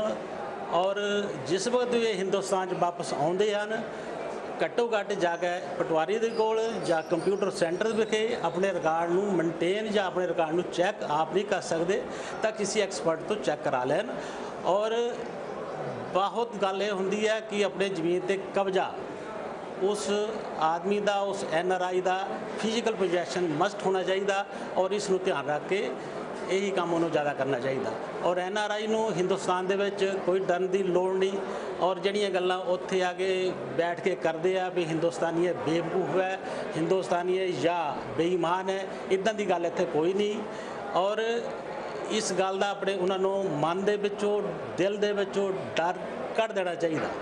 ਜਿੱਦਾਂ ਦੇ ਤੁਸੀਂ ਹੋ, ਤੁਹਾਡੇ ਹੀ ਭਰਾ ਇੱਥੇ ਬੈਠੇ ਆ, ਔਰ ਇਹਨਾਂ ਤੋਂ ਡਰਨ ਦੀ ਤੁਹਾਨੂੰ ਕੋਈ ਲੋੜ ਨਹੀਂ। ਔਰ ਮੈਂ ਕਾਨੂੰਗੋ ਬਿਮਲ ਪ੍ਰਸ਼ਾਦ ਹਾਂ, ਔਰ ਮੇਰੇ ਕੋਲ ਕਾਨੂੰਗੋ ਸਰਕਲ ਰੇਰੂ ਆ, ਮੇਰੇ ਕੋਲ 10 ਪਟਵਾਰੀ ਹਨ। ਜੇ ਮੇਰੇ ਮੁਤਲਕਾ ਕੋਈ ਵੀ ਗੱਲ ਹੋਵੇ ਤਾਂ ਮੈਂ ਸਿੱਧਾ ਜਾਂ ਅਸਿੱਧੇ ਤੁਸੀਂ ਤੌਰ 'ਤੇ ਮੈਨੂੰ ਮਿਲ ਸਕਦੇ, ਔਰ ਮੈਂ ਦਿਲ ਔਰ ਜਾਨ ਨਾਲ ਤੁਹਾਡੀ ਮਦਦ ਕਰਨ ਨੂੰ ਤਿਆਰ। ਜੈ। ਮੈਂ ਧੀਰਾ ਸਿੰਘ ਪਟਵਾਰੀ, ਪਟਵਾਰ ਸਰਕਲ ਲਿੱਦੜਾ, ਤਹਿਸੀਲ ਜਲੰਧਰ 2 ਵਿੱਚ ਨਿਯੁਕਤ ਹਾਂ। ਮੇਰੇ ਸਰਕਲ ਦੇ ਕਾਫੀ ਲੋਕ NRI ਹਨ, ਅਤੇ ਉਹਨਾਂ ਨੂੰ ਜਦੋਂ ਵੀ ਮੇਰੇ ਸਰਕਲ ਸੰਬੰਧੀ, ਪੰਜਾਬ ਸੰਬੰਧੀ, ਕਦੇ ਵੀ NRI ਸੰਬੰਧੀ ਜਾਂ ਕਿਸੇ ਵੀ ਰੈਵਨਿਊ ਦੇ ਰਿਕਾਰਡ ਸੰਬੰਧੀ ਕੋਈ ਜਾਣਕਾਰੀ ਲੈਣੀ ਹੋਵੇ ਤਾਂ ਮੇਰੇ ਨਾਲ ਜਿੱਥੇ ਮਰਜ਼ੀ, ਜਦੋਂ ਮਰਜ਼ੀ 24 ਘੰਟੇ ਹੀ ਸੰਪਰਕ ਕਰ ਸਕਦੇ ਹਨ। ਮੇਰਾ ਨੰਬਰ 98764 80505 ਹੈ। ਧੰਨਵਾਦ। ਮੇਰਾ ਨਾਮ ਮਨਦੀਪ ਸਿੰਘ, ਕਾਨਗੋ ਮੈਂ ਇੱਥੇ ਪੋਸਟਡ ਹੈਗਾ ਵਾ ਸਦਰ ਕਾਨਗੋ ਬ੍ਰਾਂਚ ਦੇ ਵਿੱਚ। ਇਹ ਬੇਸਿਕਲੀ ਡਿਸਟ੍ਰਿਕਟ ਦੀ ਕਾਨਗੋ ਤੇ ਪਟਵਾਰੀਆਂ ਦੀ ਸਟੈਬਲਿਸ਼ਮੈਂਟ ਬ੍ਰਾਂਚ ਹੁੰਦੀ ਆ। NRI ਭਰਾਵਾਂ ਨੂੰ ਸਾਰਿਆਂ ਨੂੰ ਇਹੋ ਬੇਨਤੀ ਹੈਗੀ ਆ, ਕਿਸੇ ਨੂੰ ਕਿਸੇ ਤਰ੍ਹਾਂ ਦੀ ਵੀ ਪ੍ਰੋਬਲਮ ਹੋਵੇ ਤੇ ਇਸ ਦਫ਼ਤਰ 'ਚ ਆ ਕੇ ਕੰਟੈਕਟ ਕਰ ਸਕਦੇ ਆ ਨਾ, ਉਹਨਾਂ ਦੀ ਹਰ ਮੁਸ਼ਕਲ ਦਾ ਹੱਲ ਕੀਤਾ ਜਾਏਗਾ। ਅਤੇ ਕਿਸੇ NRI ਨੂੰ ਕਿਸੇ ਤਰ੍ਹਾਂ ਦੀ ਪ੍ਰੋਬਲਮ ਨਹੀਂ ਆਉਂਦੀ, ਹਰ ਇੱਕ ਦਾ ਕੋਈ ਵੀ ਆਪਣੀ ਐਪਲੀਕੇਸ਼ਨ ਦੇ ਸਕਦੇ ਨੇ ਇੱਥੇ ਤੇ ਉਹਦੇ ਤੇ ਕਾਰਵਾਈ ਕੀਤੀ ਜਾਂਦੀ ਆ ਤੇ ਮੁਸ਼ਕਲ ਦਾ ਹੱਲ ਕੀਤਾ ਜਾਂਦਾ ਵਾ ਤੇ ਸੰਬੰਧਿਤ ਰਿਕਾਰਡ ਵੀ ਮੁਹੱਈਆ ਕਰਾਇਆ ਜਾਂਦਾ ਵਾ।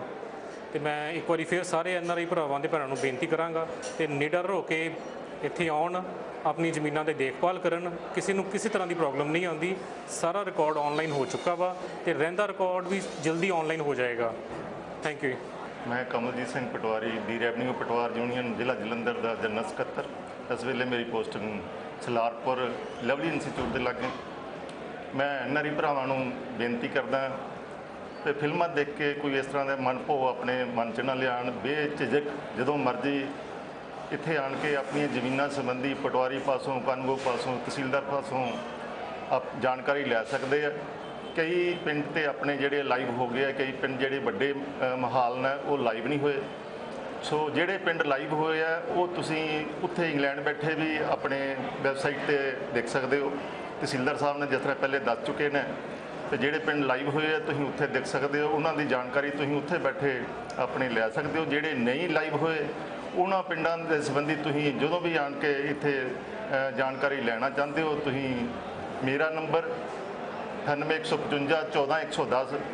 ਮੈਂ ਪਹਿਲੇ ਵੀ ਇੰਗਲੈਂਡ ਦੇ ਵਿੱਚ ਜੈ ਚੀਮਾ ਸਾਹਿਬ ਨੇ ਆਪਣੇ ਇਹਨਾਂ ਦੇ ਨਾਲ ਮੈਂ ਇੰਟਰਵਿਊ ਦੇ ਚੁੱਕੇ ਹਾਂ। ਸਾਥੀਆਂ ਨੇ ਮੇਰੀ ਇੰਟਰਵਿਊ ਦਾ ਪਹਿਲੇ ਵੀ ਕਾਫੀ ਫਾਇਦਾ ਲਿਆ। ਚੀਮਾ ਸਾਹਿਬ ਦੱਸਣ ਦੇ ਆ ਵੀ ਬਹੁਤ ਸਾਰੇ ਫੋਨ ਆਉਂਦੇ ਆ ਸਾਨੂੰ, ਉਹ ਤੁਹਾਡੀ ਜਾਣਕਾਰੀ ਤੋਂ ਆਪਣਾ ਜਿਹੜਾ ਲਾਭ ਉਠਾਉਣ ਦੇ ਆ। ਮੈਂ ਫਿਰ ਆਪਣੇ NRI ਭਰਾਵਾਂ ਨੂੰ ਬੇਨਤੀ ਕਰਦਾ, ਬਿਨਾਂ ਝਿਜਕ, ਬਿਨਾਂ ਕਿਸੇ ਭੈ ਤੇ ਆਪਣੇ ਇੱਥੇ ਆਪਣੇ ਪੰਜਾਬ 'ਚ, ਇੰਡੀਆ 'ਚ ਆਉਣ। ਮੇਰਾ ਨਾਮ ਹਰਭਜਨ ਸਿੰਘ ਪਟਵਾਰੀ ਹੈ। ਮੈਂ ਪਿੰਡ ਰੇਲੂ ਵਿੱਚ ਲੱਗਾ ਹੋਇਆ ਹਾਂ ਜਲੰਧਰ ਵਿਖੇ। ਮੇਰਾ ਟੈਲੀਫੋਨ ਨੰਬਰ 9855860391 ਹੈ। NRI ਭਰਾਵਾਂ ਨੂੰ ਸੁਨੇਹਾ ਦਿੱਤਾ ਜਾਂਦਾ ਹੈ ਕਿ ਇੰਡੀਆ ਵਿੱਚ ਰੈਵਨਿਊ ਡਿਪਾਰਟਮੈਂਟ ਦੇ ਪ੍ਰਤੀ ਜੋ ਫਿਲਮਾਂ 'ਚ ਦਿਖਾਇਆ ਜਾ ਰਿਹਾ ਉਹ ਸਹੀ ਨਹੀਂ ਹੈ। ਤਾਂ ਕਰਕੇ ਇਹਨਾਂ ਲੋਕਾਂ ਦੀ ਉੱਤੇ ਨਾ ਜਾਓ, ਆਪਣੇ ਆ ਕੇ ਇੱਥੇ ਕੰਮ ਜਿੱਦਾਂ ਮਰਜ਼ੀ ਕਰਾਓ। ਉਮੀਦ ਹੈ ਕਿ ਤੁਹਾਨੂੰ ਅੱਜ ਦਾ ਸ਼ੋਅ ਚੰਗਾ ਲੱਗਾ ਹੋਊਗਾ। ਸਾਡੀ ਹਮੇਸ਼ਾ ਇਹੀ ਕੋਸ਼ਿਸ਼ ਹੁੰਦੀ ਹੈ ਕਿ ਜਿਹੜੇ NRI ਸਾਨੂੰ ਆ ਕੇ ਗੱਲਾਂ ਪੁੱਛਦੇ ਆ ਉਹਨਾਂ ਦੇ ਸਹੀ ਸਵਾਲ ਤੁਹਾਨੂੰ ਲਿਆ ਕੇ ਦਈਏ, ਬਜਾਏ ਕਿ ਅਸੀਂ ਕੋਲੋਂ ਜਿੱਦਾਂ ਬਾਕੀ ਦੇ ਉੱਥੇ UK ਬੈਠੇ ਵੀ ਬਹੁਤ ਏਜੰਟ ਹੈ ਜਿਹੜੇ ਤੁਹਾਨੂੰ ਗੁੰਮਰਾਹ ਕਰਦੇ ਆ, ਤੁਹਾਡੇ ਕੋਲੋਂ ਪੈਸੇ ਲੈਂਦੇ ਆ। ਜਿਹੜਾ ਕੰਮ ਸਹੀ ਵੀ ਹੋ ਸਕਦਾ ਉਹਨੂੰ ਵੀ ਗਲਤ ਬਣਾ ਦਿੰਦੇ ਆ। ਇੱਦਾਂ ਦੇ ਬੰਦਿਆਂ ਤੋਂ ਬਚੋ। ਅਸੀਂ ਲੰਡਨ ਤੋਂ ਇੰਡੀਆ ਇਸ ਕਰਕੇ ਆਉਂਦੇ ਹਾਂ ਕਿ ਤੁਹਾਡੀ ਜਾਣਕਾਰੀ ਵਧਾ ਸਕੀਏ। ਤਹਿਸੀਲ ਦੇ ਵਿੱਚ ਅਸੀਂ ਅੱਜ ਆ ਕੇ ਪਟਵਾਰੀ ਸਾਹਿਬ ਨੂੰ, ਤਹਿਸੀਲਦਾਰ ਸਾਹਿਬ ਨੂੰ, ਜਿੰਨਾ ਵੀ ਸਾਡੇ ਨਾਲ ਸਾਥੀਆਂ ਨੇ ਸਾਥ ਦਿੱਤਾ, ਅੱਜ ਅਸੀਂ ਪਹਿਲੀ ਫੋਨ ਕਾਲ ਤੇ ਉਹਨਾਂ ਨੂੰ ਆ ਕੇ ਮਿਲੇ ਆ। ਸਾਨੂੰ ਕੋਈ ਦਿੱਕਤ ਨਹੀਂ ਹੋਈ, ਸਾਨੂੰ ਕੋਈ ਪ੍ਰੋਬਲਮ ਨਹੀਂ ਹੋਈ।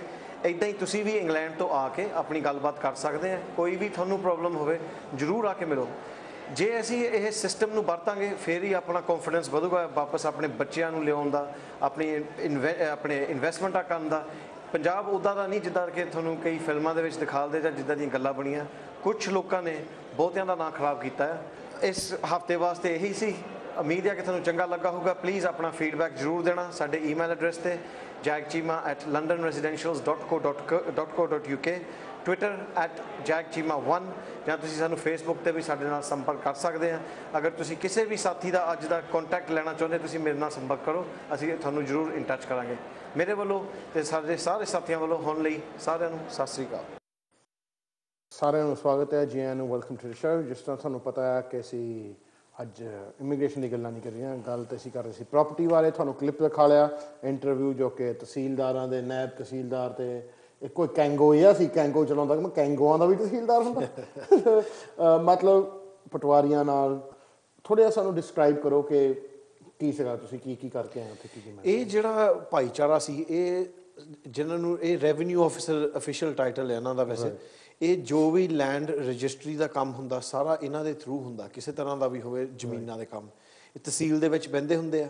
ਇਹਨਾਂ ਨੇ ਸਾਰਾ ਐਕਸਪਲੇਨ ਕੀਤਾ ਕਿ ਪਟਵਾਰੀਆਂ ਦਾ ਸਿਸਟਮ ਕਿੱਦਾਂ ਚੱਲਦਾ। ਸਾਰਿਆਂ ਦੇ ਉੱਤੇ ਹੁੰਦਾ ਤਹਿਸੀਲਦਾਰ, ਫਿਰ ਨਾਇਬ ਤਹਿਸੀਲਦਾਰ, ਉਦੋਂ ਥੱਲੇ ਕਾਂਗੋ ਪਟਵਾਰੀ ਜਿਹਨੂੰ ਕੈਂਗੋ ਕਹਿ ਦਿੰਦੇ ਆਪਾਂ, ਫਿਰ ਉਹਦੇ ਥੱਲੇ ਜਿੱਦਾਂ ਪਟਵਾਰੀ ਹੁੰਦੇ ਇਕੱਲੇ ਕਾਂਗੋ ਪਟਵਾਰੀ ਦੇ 10 ਪਟਵਾਰੀ ਹੁੰਦੇ ਗਾਹਾਂ। ਇਹ ਸਾਰੇ ਉਹਨਾਂ ਨੇ ਸਬ ਡਿਵਾਈਡ ਕੀਤਾ ਕਿਉਂਕਿ ਇਹ ਇਸ ਕਰਕੇ ਜਗ੍ਹਾ ਬਹੁਤ ਆ ਪੰਜਾਬ ਦੇ ਵਿੱਚ। ਇਹਨੂੰ ਸਹੀ ਤਰੀਕੇ ਨਾਲ ਹੈਂਡਲ ਕਰਨ ਨੂੰ ਇਹ ਸਾਰੀ ਟੀਮ ਦੀ ਜ਼ਰੂਰਤ ਹੁੰਦੀ ਹੈ। ਤੇ ਇਹਨਾਂ ਨੇ ਜਿੱਦਾਂ ਕਿ ਇੰਟਰਵਿਊ ਦੇ ਵਿੱਚ ਕਿਹਾ ਸੀਗਾ, ਬਹੁਤ ਆਪਾਂ ਪੰਜਾਬੀ ਫਿਲਮਾਂ ਦੇਖਦੇ ਉਹਦੇ ਵਿੱਚ ਮਜ਼ਾਕ ਬਣਾਇਆ ਹੈ ਪਟਵਾਰੀਆਂ ਦਾ ਕਿ ਪਟਵਾਰੀ ਇਦਾਂ ਕਰ ਦਿੰਦੇ, ਪਟਵਾਰੀ ਇੱਥੇ ਵੀ ਬਹੁਤ ਛੋੜਾ ਚੱਕਦੇ ਆ ਕਿ ਸਾਨੂੰ ਪਟਵਾਰੀਆਂ ਨੂੰ ਦੁਖੀ ਕੀਤਾ, ਮਿਲੇ ਨਹੀਂ ਜਾਂ ਜੋ ਵੀ ਆ। ਮੈਂ ਜਿੰਨੇ ਵੀ ਕੇਸ ਦੇਖਦਾ ਉਹਨਾਂ ਅੱਧੇ ਤੋਂ ਉਹਨਾਂ 'ਚੋਂ ਪੁੱਠੇ ਸਿੱਧੇ ਕੰਮ ਕਰਾਉਣਾ ਚਾਹੁੰਦੇ ਆ ਐਂਡ ਪਟਵਾਰੀਜ਼ ਦੇ time they have time for that sort of stuff really. ਦੇਖੋ ਇਹ ਬਦਨਾਮ ਕੀਤੇ ਹੋਏ ਆ, ਪਰ ਇਹ ਐਕਚੁਅਲੀ ਰਿਐਲਿਟੀ ਦੇ ਵਿੱਚ ਇਦਾਂ ਹੁੰਦਾ ਨਹੀਂ। ਇੱਕ ਪਟਵਾਰੀ ਦੇ ਉੱਤੇ you didn't have trouble finding ਪਟਵਾਰੀਜ਼ I sent you out in the morning to in about 2 hours to interview ਲੈ ਕੇ ਮੈਂ ਤਾਂ ਤਹਿਸੀਲਦਾਰ ਤੱਕ ਮਿਲ ਕੇ ਆ ਗਿਆ। ਲੋਕ ਕਹਿੰਦੇ ਜੀ ਪਟਵਾਰੀ ਨਹੀਂ ਮਿਲਦਾ। ਮੈਂ ਜੈਕ ਹੋਰਾਂ ਨੂੰ ਕੈਮਰੇ ਨਾਲ ਘੱਲਿਆ, ਮੈਂ ਕਿਹਾ ਜਾ ਪਟਵਾਰੀ ਹੋਰਾਂ ਨੂੰ ਮਿਲ ਕੇ ਆ, ਉਹਨਾਂ ਦੇ ਇੰਟਰਵਿਊ ਲੈ ਕੇ ਆ। ਇਹ 2 ਘੰਟੇ ਤਹਿਸੀਲਦਾਰ ਜਿੰਨੇ ਵੀ ਆਲੇ ਦੁਆਲੇ ਸਾਰਿਆਂ ਨੂੰ ਮਿਲ ਕੇ ਆ ਗਿਆ। ਲੋਕ ਕਹਿੰਦੇ ਪਟਵਾਰੀ ਨਹੀਂ ਮਿਲਦਾ। ਸਾਡੇ ਕੋਲ ਤੂੰ ਕਿਹੜਾ ਕੋਈ ਸਪੈਸ਼ਲ ਕੀਤਾ ਸੀ? ਕੋਈ ਸਪੈਸ਼ਲ ਨਹੀਂ ਕੀਤਾ। ਮੈਂ ਤਹਿਸੀਲੇ ਗਿਆ ਸੀ, ਕੋਈ ਨੋਟਿਸ ਨਹੀਂ ਦਿੱਤਾ ਮੇਰੇ ਕੋਲ। ਚਲੋ ਸਾਡੀ ਮਾੜੀ ਮੋਟੀ ਜਾਣ ਪਛਾਣ ਹੈ। ਮੈਂ ਉੱਥੇ ਜਾ ਕੇ ਮੈਂ ਕਿਹਾ ਮੈਂ ਕੈਮਰਾ ਲੈ ਕੇ ਆਇਆ, ਜੇ ਜਿਹੜੇ ਵੀ ਵਿਹਲੇ ਹੈਗੇ ਸੱਦ ਲਓ, ਮਾੜੀ ਜੀ ਆਵਾਜ਼ ਮਾਰ ਲਓ। ਤੋ ਆ ਕੇ ਉਹਨਾਂ ਨੇ ਬੜੇ ਜਾਣੀ ਕਿ ਆਰਾਮ ਨਾਲ ਉਹਨਾਂ ਨੇ ਇੰਟਰਵਿਊ ਦਿੱਤਾ। ਹਾਲਾਂਕਿ ਫੁਟੇਜ ਸਾਡੇ ਕੋਲ ਹੋਰ ਬਹੁਤ ਸੀਗੀ, ਓਬਵੀਅਸਲੀ ਟਾਈਮ ਥੋੜਾ ਕਰਕੇ ਅਸੀਂ 19 ਕੀ ਦਿਖਾ ਸਕੇ ਜੋ relevant C. They're not inaccessible like people say, you know. They're not inaccessible। ਇਹ ਇੰਟਰਵਿਊ ਦਾ ਮਕਸਦ ਇਹ ਹੈ ਕਿ ਤੁਹਾਡੀ ਕੌਨਫੀਡੈਂਸ ਵਧੇ, ਇੰਡੀਆ ਜਾ ਕੇ ਤੁਸੀਂ ਆਪਣੇ ਜ਼ਮੀਨਾਂ ਦੇ ਕੰਮ ਆਪ ਕਰ ਸਕਣ।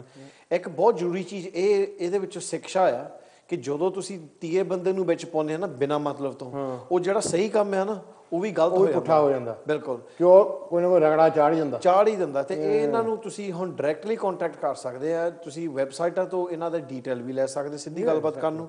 ਤੇ ਇੱਕ ਚੀਜ਼ ਇਹਨਾਂ ਨੇ ਹੋਰ ਵੀ ਦੱਸੀ ਸੀਗੀ ਕਿ ਜੋ ਅਗਰ ਜ਼ਮੀਨ ਦਾ ਕੋਈ ਵੀ ਕੰਮਕਾਰ ਹੋਵੇ, ਕਿਸੇ ਵੀ ਤਰ੍ਹਾਂ ਦਾ ਰਿਲੇਟਡ ਹੋਵੇ, ਤੁਸੀਂ ਇਹਨਾਂ ਨੂੰ ਇੰਗਲੈਂਡ ਤੋਂ ਜਾਣ ਤੋਂ ਪਹਿਲਾਂ ਤੁਸੀਂ ਉੱਥੇ ਕੰਟੈਕਟ ਕਰ ਸਕਦੇ ਆ। ਜੇ ਉਹਨਾਂ ਨਾਲ ਨਹੀਂ ਕਰਨੀ ਤਾਂ ਤੁਹਾਡੇ ਨਾਲ ਕੰਟੈਕਟ ਕਰ ਲਓ, ਤੁਸੀਂ ਤਾਂ ਉਹਨਾਂ ਨਾਲ ਕੰਟੈਕਟ ਕਰਾਈ ਸਕਦੇ ਆਪਸ ਵਿੱਚ। ਤੇ ਜਦੋਂ ਵੀ ਹੇਰਾ ਫੇਰੀ ਹੁੰਦੀ ਆ ਇਨ ਪੰਜਾਬੀ ਇਸ ਕੂਡ ਰਗੜਾ when you get done, so it's very important। ਉਹ ਵੀ ਸਖਤ ਰਗੜਾ ਚਾੜਦੇ, ਸਖਤ ਬਹੁਤ ਸਾਦਾ। ਤੁਸੀਂ the main thing is ਜਿੱਦਾਂ ਹੁਣ ਅਸੀਂ ਇੱਥੇ ਘਰ ਖਰੀਦਦੇ ਆ ਜਾਂ ਕੋਈ ਚੀਜ਼ ਖਰੀਦਣੀ ਆ, ਹੁਣ ਅਸੀਂ ਤੀਏ ਬੰਦੇ ਨੂੰ ਥੋੜੀ ਵਿੱਚ ਪਾਉਂਦੇ ਆ, ਅਸੀਂ ਸਿੱਧਾ ਡਾਇਰੈਕਟ ਕਰਦੇ ਆ, ਵੱਧ ਤੋਂ ਵੱਧ ਸਟੇਟ ਏਜੰਟ ਵਿੱਚ ਪੈਂਦਾ। ਪਰ ਜੇ ਤੁਸੀਂ ਆਪਣੇ ਰਿਸ਼ਤੇਦਾਰ ਨੂੰ ਪਾਉਂਦੇ ਆ ਵਿੱਚ ਇਹਨੂੰ ਉਹਦਾ ਇਟ ਡਸ ਗੈਟ ਮੈਸੀ ਆ। ਜਾਂ ਮੈਂ ਤੁਹਾਨੂੰ ਗੱਲ ਦੱਸਦਾ, ਸਿੰਪਲ ਗੱਲ ਆ, ਲਾਗੇ ਹੀ ਨਿਬੇੜ ਦਿੰਦੇ ਆ। ਜਦੋਂ ਇਦਾਂ ਦਾ ਕੋਈ ਜ਼ਮੀਨ ਦਾ ਕੰਮ ਹੋਵੇ ਨਾ, ਕਿਉਂਕਿ ਤੁਹਾਨੂੰ ਇੰਨੀਆਂ ਸਟੋਰੀਆਂ ਤੁਸੀਂ ਸੁਣੀਆਂ ਹੁੰਦੀਆਂ ਕਿ ਇੰਡੀਆ 'ਚ ਇੱਦਾਂ ਹੋ ਜਾਂਦਾ, ਉੱਦਾਂ ਹੋ ਜਾਂਦਾ, ਤੁਸੀਂ ਕਿਸੇ ਨੂੰ ਵਿੱਚ ਪਾ ਲੈਂਦੇ, ਪਹਿਲਾਂ ਹੀ ਵਿੱਚ ਪਾ ਲੈਂਦੇ ਆ, ਉਹ ਉਸੇ ਵੇਲੇ ਟਵਿਸਟ ਪੈਦਾ ਹੋ ਜਾਂਦਾ ਉਹਦੇ ਵਿੱਚ, ਤੁਹਾਡਾ ਨੰਬਰ ਉਸੇ ਵੇਲੇ ਲੱਗ ਜਾਂਦਾ। ਚਲੋ ਜੇ ਨਹੀਂ ਵੀ ਪੰਗਾ ਪੈਣਾ ਤਾਂ ਹੁਣ ਪੈਣਾ ਹੀ ਪੈਣਾ ਹੈ, ਠੀਕ ਹੈ, ਕਿਸੇ ਨਾ ਕਿਸੇ ਜਿੱਦਾਂ ਜੇ ਹੁਣ ਤੁਸੀਂ ਕੁੜੀ ਦਾ ਵਿਆਹ ਕਰਨਾ ਤਾਂ ਸ਼ਾਪਿੰਗ ਕਰਨ ਚੱਲੇ ਇੰਡੀਆ, ਤੁਸੀਂ ਆਪਣੇ ਰਿਸ਼ਤੇਦਾਰ ਨੂੰ ਕਹਿ ਦਿੱਤਾ ਵੀ ਅਸੀਂ ਸ਼ਾਪਿੰਗ ਕਰਨੀ, ਧਿਆਨ ਰੱਖੀ, ਅਗਲੇ ਨੇ ਪਹਿਲਾਂ ਹੀ ਸ਼ਾਪਾਂ ਵਾਲਿਆਂ ਨਾਲ ਸਲਾਹ ਕਰਕੇ ਆਪਣਾ ਹਿੱਸਾ ਪਾ ਲੈਣਾ 10-15% ਕਿ ਮੈਂ ਗਾਹਕ ਲੈ ਕੇ ਆਊਂ, ਹੈ ਮੇਰੇ ਰਿਸ਼ਤੇਦਾਰ ਪਰ ਢਿਉਂ ਹੀ ਆ ਕਰਦੇ, ਫਿਰ ਤੁਹਾਡਾ ਢਿਉਂ ਬਟੂਏ ਦਾ ਹੋ ਜਾਂਦਾ, ਪਹਿਲਾਂ ਤੁਹਾਨੂੰ ਪਤਾ ਨਹੀਂ ਲੱਗਦਾ, ਤੁਹਾਡੇ ਭਾਅ ਨੂੰ ਤੁਸੀਂ ਡੀਲ ਬਹੁਤ ਵਧੀਆ ਆ, ਉਹ ਤੁਹਾਡਾ ਉੱਲੂ ਬਣਾ ਦਿੰਦੇ basically. And in property obviously ਪੈਸੇ ਜ਼ਿਆਦਾ ਬਣਨੇ ਹੁੰਦੇ, the margins bigger, so the main thing is ਇਹਦੇ ਵਿੱਚ ਅਸੀਂ ਵਿਲਸ ਦੀ ਡਿਸਕਸ਼ਨ ਕੀਤੀ ਸੀਗੀ ਕਿ ਤੁਸੀਂ ਆਪਣੀਆਂ ਵਿਲਾਂ ਕਿੱਦਾਂ ਰਜਿਸਟਰ ਕਰ ਸਕਦੇ ਇੰਡੀਆ। ਕਈਆਂ ਦੀ ਗੁੰਮ ਹੋ ਜਾਂਦੀਆਂ, ਅਗਰ ਰਜਿਸਟਰ ਹੋਈ ਆ ਤੇ ਉਹਦਾ ਪੂਰਾ ਦਾ ਪੂਰਾ ਇਨਫੋਰਮੇਸ਼ਨ ਉਹਨਾਂ ਦੇ ਕੋਲ ਉੱਥੇ ਤਸੀਲੇ ਹੋਊਗਾ ਅਗਰ ਤੁਸੀਂ ਰਜਿਸਟਰ ਕੀਤੀ, ਭਾਵੇਂ ਜਿੰਨਾ ਚਿਰ ਮਰਜ਼ੀ ਪਹਿਲਾਂ ਹੋਵੇ, ਸੋ ਉਹਦਾ ਕੋਈ ਚੱਕਰ ਨਹੀਂ ਹੈਗਾ। ਪਲੱਸ ਕਈ ਲੋਕੀ ਸਾਨੂੰ ਕਹਿੰਦੇ ਹੁੰਦੇ ਕਿ ਸਾਡੀ ਜ਼ਮੀਨ ਸੀਗੀ ਇੰਡੀਆ, ਸਾਨੂੰ ਪਤਾ ਨਹੀਂ, ਸਾਡੇ ਪਿੰਡ ਸੀ ਪਰ ਪਤਾ ਨਹੀਂ ਕਿੱਥੇ ਆ। ਅਗਰ ਪਿੰਡ ਦੇ ਵਿੱਚ ਜ਼ਮੀਨ ਸੀ, ਤੁਸੀਂ ਪਟਵਾਰੀ ਨੂੰ ਮਿਲ ਸਕਦੇ, ਤੁਹਾਡਾ ਜਿੰਨਾ ਮਰਜ਼ੀ ਪੁਰਾਣਾ ਰਿਕਾਰਡ ਹੋਵੇ ਉਹ ਮਿਲ ਜਾਊਗਾ। ਤੀਜੀ ਗੱਲ ਜਿਹੜੀ ਬਹੁਤ ਇੰਪੋਰਟੈਂਟ ਹੈ, ਹੁਣ ਸਾਰਾ ਕੁਝ ਇੰਟਰਨੈਟ ਤੇ ਆ ਗਿਆ, ਕਈ ਹੁਣ ਵੱਡੇ ਸ਼ਹਿਰਾਂ ਦਾ ਹਾਲੇ ਨਹੀਂ ਚੜਿਆ, ਉਹ ਵੀ ਚੜ ਜਾਣਾ ਇੰਟਰਨੈਟ ਤੇ, ਤੁਸੀਂ ਇੱਥੇ ਬੈਠੇ ਆਪਣੀਆਂ ਫਰਦਾਂ ਐਕਸੈਸ ਕਰ ਸਕਦੇ ਆ।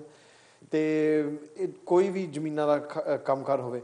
ਇੱਕ ਇੰਪੋਰਟੈਂਟ ਚੀਜ਼ ਹੋਰ ਸੀ ਕਿ ਜਦੋਂ ਤੁਸੀਂ ਕਿਸੇ ਦੇ ਨਾਲ ਹਾਲੇ ਤੇ ਆਪਣੀ ਜ਼ਮੀਨ ਦਿੰਦੇ ਆ, ਕਿਰਾਏ ਤੇ ਚਾੜਦੇ ਆ, ਕੁਛ ਵੀ ਹੈਗਾ, ਉਹ ਵੀ ਡਾਕੂਮੈਂਟ ਤੁਸੀਂ ਤਹਿਸੀਲੇ ਜਾ ਕੇ ਰਜਿਸਟਰ ਕਰ ਸਕਦੇ ਕਿ ਉਹ ਸਹੀ ਤਰੀਕੇ ਦੇ ਨਾਲ ਹੋਵੇ। ਕੱਲ ਨੂੰ ਤੁਸੀਂ ਕੱਢਣਾ ਹੋਵੇ ਉਹ ਗਰਦਾਵਰੀ ਜਿਹਨੂੰ ਸੱਦਦੇ, ਬਿਲਕੁਲ ਉਹ ਤੁਸੀਂ ਕਰ ਸਕਦੇ। ਤਾਂ ਇਹਨਾਂ ਦੇ ਕੋਲੋਂ ਤੁਸੀਂ ਜਾ ਕੇ ਸਲਾਹ ਵੀ ਪਹਿਲਾਂ ਲੈ ਸਕਦੇ ਕਿ ਅਸੀਂ ਕਿਸ ਤਰ੍ਹਾਂ। 2 ਪਾਰਟ ਹੁੰਦੇ ਆ ਲੈਂਡ ਡਾਕੂਮੈਂਟ ਦੇ ਵਿੱਚ, ਇੱਕ ਤਾਂ ਹੁੰਦੀ jamabandi which proves ownership, who owns the land, ਬਿਲਕੁਲ। ਦੂਜਾ ਹੁੰਦੀ ਗਰਦਾਵਰੀ which shows who's got possession of the land, ਬਿਲਕੁਲ ਜੀ। so ਗਰਦਾਵਰੀ is like a lease document, like ਹੁਣ ਮੈਂ ਤੇਰੀ ਜ਼ਮੀਨ ਹਾਲੇ ਤੇ ਲੈਣੀ ਹੋਵੇ, ਤੂੰ ਗਰਦਾਵਰੀ ਬਣਾ ਕੇ ਰਜਿਸਟਰ ਕਰ, ਤਾਂ ਕੱਲ ਨੂੰ ਕੱਢਣਾ ਹੋਵੇ registering a lease, absolutely।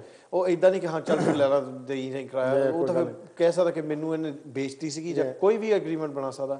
ਸੋ ਇਹ ਬੇਸਿਕਲੀ ਇਹਦਾ ਇਹ ਫਾਇਦਾ ਸੀਗਾ। ਐਂਡ ਹੋਪਫੁਲੀ ਤੁਹਾਨੂੰ ਚੰਗਾ ਲੱਗਾ ਹੋਊਗਾ। Let us have your feedback on that, it's very important, ਕਿਉਂਕਿ ਅਸੀਂ ਇਹਨਾਂ ਦੇ ਇਹ ਸਾਡਾ ਪਟਵਾਰ ਹੀ ਅਸੀਂ ਇਹਨਾਂ ਨੂੰ ਸੱਦੀਦਾ, ਨਾ ਪਰਿਵਾਰ ਦੇ ਹਿਸ ਪਟਵਾਰ ਇਹਦੀ ਗੈਂਗ ਆ, ਇਹ ਗੈਂਗ। ਬਿਲਕੁਲ, ਅਸੀਂ ਇਹਨਾਂ ਨੂੰ ਫੀਡਬੈਕ ਦਿੰਦੇ ਹੁੰਦੇ ਜਾ ਕੇ, ਭਾਜੀ ਜਿੰਨੇ ਵੀ ਸੀਗੇ ਬੈਠੇ, ਕਿ ਸਾਡੇ NRI ਭਰਾ ਭੈਣਾਂ ਅੰਕਲ ਆਂਟੀਆਂ ਕੀ ਸੋਚਦੇ ਸੀਗੇ ਇਹਦੇ ਬਾਰੇ, ਕੀ ਪ੍ਰੋਬਲਮ ਆ, ਅਸੀਂ ਉਹਨਾਂ ਨੂੰ ਜਾ ਕੇ ਫੀਡਬੈਕ ਦਿੰਦੇ, ਫਿਰ ਹੀ ਆਪਾਂ ਚੇਂਜ ਲਿਆ ਸਕਦੇ ਹਾਂ ਅਗਰ ਸਿਸਟਮ ਦੇ ਵਿੱਚ ਕੋਈ ਪ੍ਰੋਬਲਮ ਹੋਵੇ।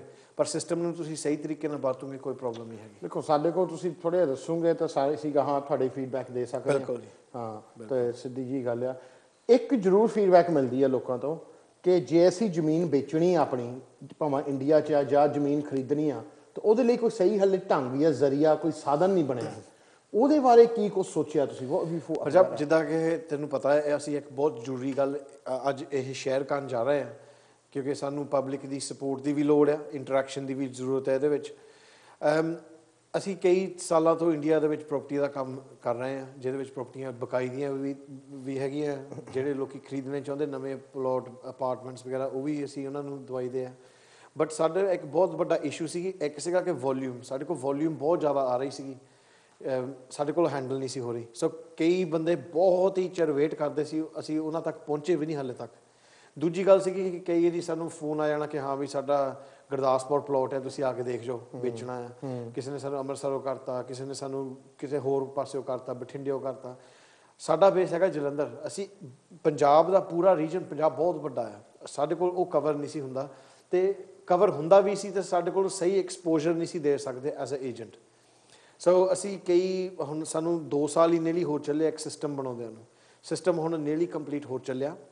ਉਹ ਹੈਗਾ ਆ ਇੱਕ ਵੈਬਸਾਈਟ, ਉਹ ਵੈਬਸਾਈਟ ਸਿਰਫ ਪ੍ਰੋਪਰਟੀ ਬਾਰੇ ਨਹੀਂ, ਉਹ ਹੋਰ ਕਈ ਚੀਜ਼ਾਂ ਹੋਣਗੀਆਂ ਜਿਹੜੇ ਬਾਰੇ ਅਸੀਂ ਤੁਹਾਨੂੰ ਅੱਜ ਦੱਸਾਂਗੇ। ਪਰ ਉਸ ਵੈਬਸਾਈਟ ਦੇ ਉੱਤੇ ਅਸੀਂ ਪੂਰੀ ਦੀ ਪੂਰੀ ਤੁਹਾਡੀ ਪ੍ਰੋਪਰਟੀ ਐਡਵਰਟਾਈਜ਼ ਕਰਾਂਗੇ ਅਤੇ ਉਹ ਵਰਲਡ ਵਾਈਡ ਉਹਦਾ ਐਕਸਪੋਜ਼ਰ ਮਿਲੂਗਾ ਸਾਰਿਆਂ ਨੂੰ। ਇਹ ਟੀਵੀਜ਼ ਚੈਨਲਸ 'ਤੇ, ਰੇਡੀਓ, ਪ੍ਰੈਸ ਰਾਹੀਂ ਸਾਰੇ ਪਾਸੇ ਰਿਲੀਜ਼ ਹੋਊਗਾ। ਸੋ ਅਗਰ ਤੁਹਾਡੀ ਪ੍ਰੋਪਰਟੀ ਕਿਸੇ ਤਰ੍ਹਾਂ ਦੇ ਵੀ ਹੋਵੇ, ਐਗਰੀਕਲਚਰ ਹੋਵੇ, ਅਪਾਰਟਮੈਂਟ ਹੋਵੇ, ਪਲੋਟ ਹੋਵੇ, ਕੋਠੀ ਹੋਵੇ, ਜੋ ਮਰਜ਼ੀ ਹੋਵੇ, ਕਮਰਸ਼ੀਅਲ ਵੀ ਹੋਵੇ, ਅਸੀਂ ਉਹਦੇ 'ਤੇ ਤੁਹਾਡੇ ਲਈ ਐਡਵਰਟਾਈਜ਼ ਕਰ ਸਕਦੇ ਹਾਂ।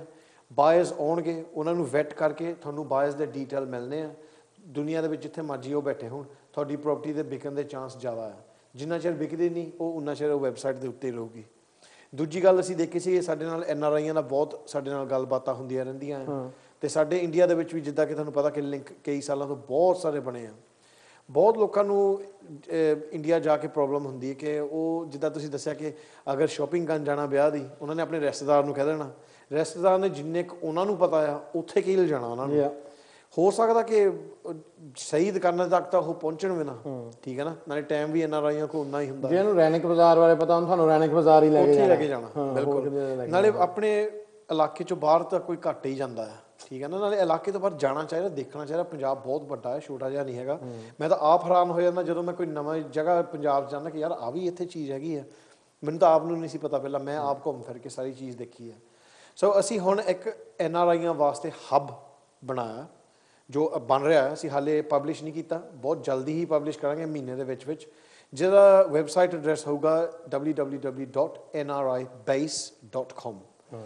ਉਹ NRI ਦਾ ਐਕਚੁਅਲ ਬੇਸ ਹੀ ਆ, ਜੋ ਵੀ NRI ਨੂੰ ਪੰਜਾਬ ਬਾਰੇ ਨੌਲੇਜ ਚਾਹੀਦੀ ਹੈ ਉਹ ਉੱਥੋਂ ਮਿਲੂਗੀ, ਖਬਰਾਂ ਮਿਲਣਗੀਆਂ ਉੱਥੋਂ, currency exchange rate, useful contact numbers, ਪਟਵਾਰੀਆਂ ਦੇ ਨੰਬਰ, ਤਹਿਸੀਲ ਥਾਣੇਦਾਰਾਂ ਦੇ ਨੰਬਰ, NRI ਪੁਲਿਸ ਸਟੇਸ਼ਨਸ, NRI ਸਭਾ ਦਾ ਇਨਫੋਰਮੇਸ਼ਨ।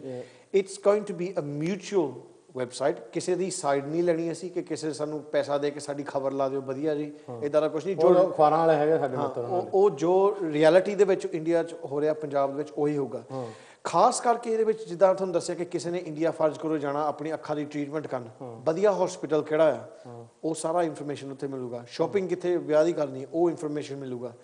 ਪਰ ਇਦੋਂ ਜ਼ਿਆਦਾ ਜ਼ਰੂਰੀ ਚੀਜ਼ ਇਹ ਹੋਣੀ ਕਿ ਪਬਲਿਕ ਇੰਟਰੈਕਸ਼ਨ ਦੇ ਨਾਲ ਤੁਸੀਂ ਉਹਦੇ 'ਤੇ ਆਪਣੇ ਕਮੈਂਟ ਛੱਡ ਸਕਦੇ ਆ। ਅਗਰ ਤੁਸੀਂ ਕਿਤੇ ਇੰਡੀਆ ਜਾ ਕੇ ਕੋਈ ਸਰਵਿਸ ਲਈ ਹੈ, ਸਾਡੀ ਸਰਵਿਸ ਲਈ ਹੈ, ਇਹਨਾਂ ਦੀ ਸਰਵਿਸ ਲਈ ਹੈ, ਕਿਸੇ ਦੀ ਵੀ ਲਈ ਹੈ, ਤੁਸੀਂ ਉਹਦੇ 5 ਸਟਾਰਸ ਦੇ ਵਿੱਚੋਂ ਰੇਟਿੰਗ ਦੇ ਸਕਦੇ ਆ ਤਾਂ ਨਾਲ ਕਮੈਂਟ ਵੀ ਛੱਡ ਸਕਦੇ ਕਿ ਹਾਂ ਮੈਨੂੰ ਇਹਨਾਂ ਨੇ ਬਹੁਤ ਵਧੀਆ ਸਰਵਿਸ ਕੀਤੀ, ਜਾਂ ਇੱਥੇ ਬਿਲਕੁਲ ਨਾ ਜਾਇਓ, ਇਹਨਾਂ ਨੇ ਸਾਨੂੰ ਲੁੱਟਿਆ ਸੀਗਾ, ਇਹਨਾਂ ਨੇ ਸਾਨੂੰ ਸਰਵਿਸ ਦਿਖਾਈ ਕੋਈ ਚੀਜ਼ ਸੀ, ਦਿੱਤੀ ਕੋਈ ਚੀਜ਼ ਹੈ ਜਿੱਦਾਂ ਇੰਡੀਆ 'ਚ ਹੁੰਦੀ ਹੈ। So you'll be able to interact with all of these businesses that are on there. See reviews and everything like that. Absolutely. The best gyms to go to, the best hotels to stay in. Yeah, because a lot of people don't know. Yeah, the best marriage palaces.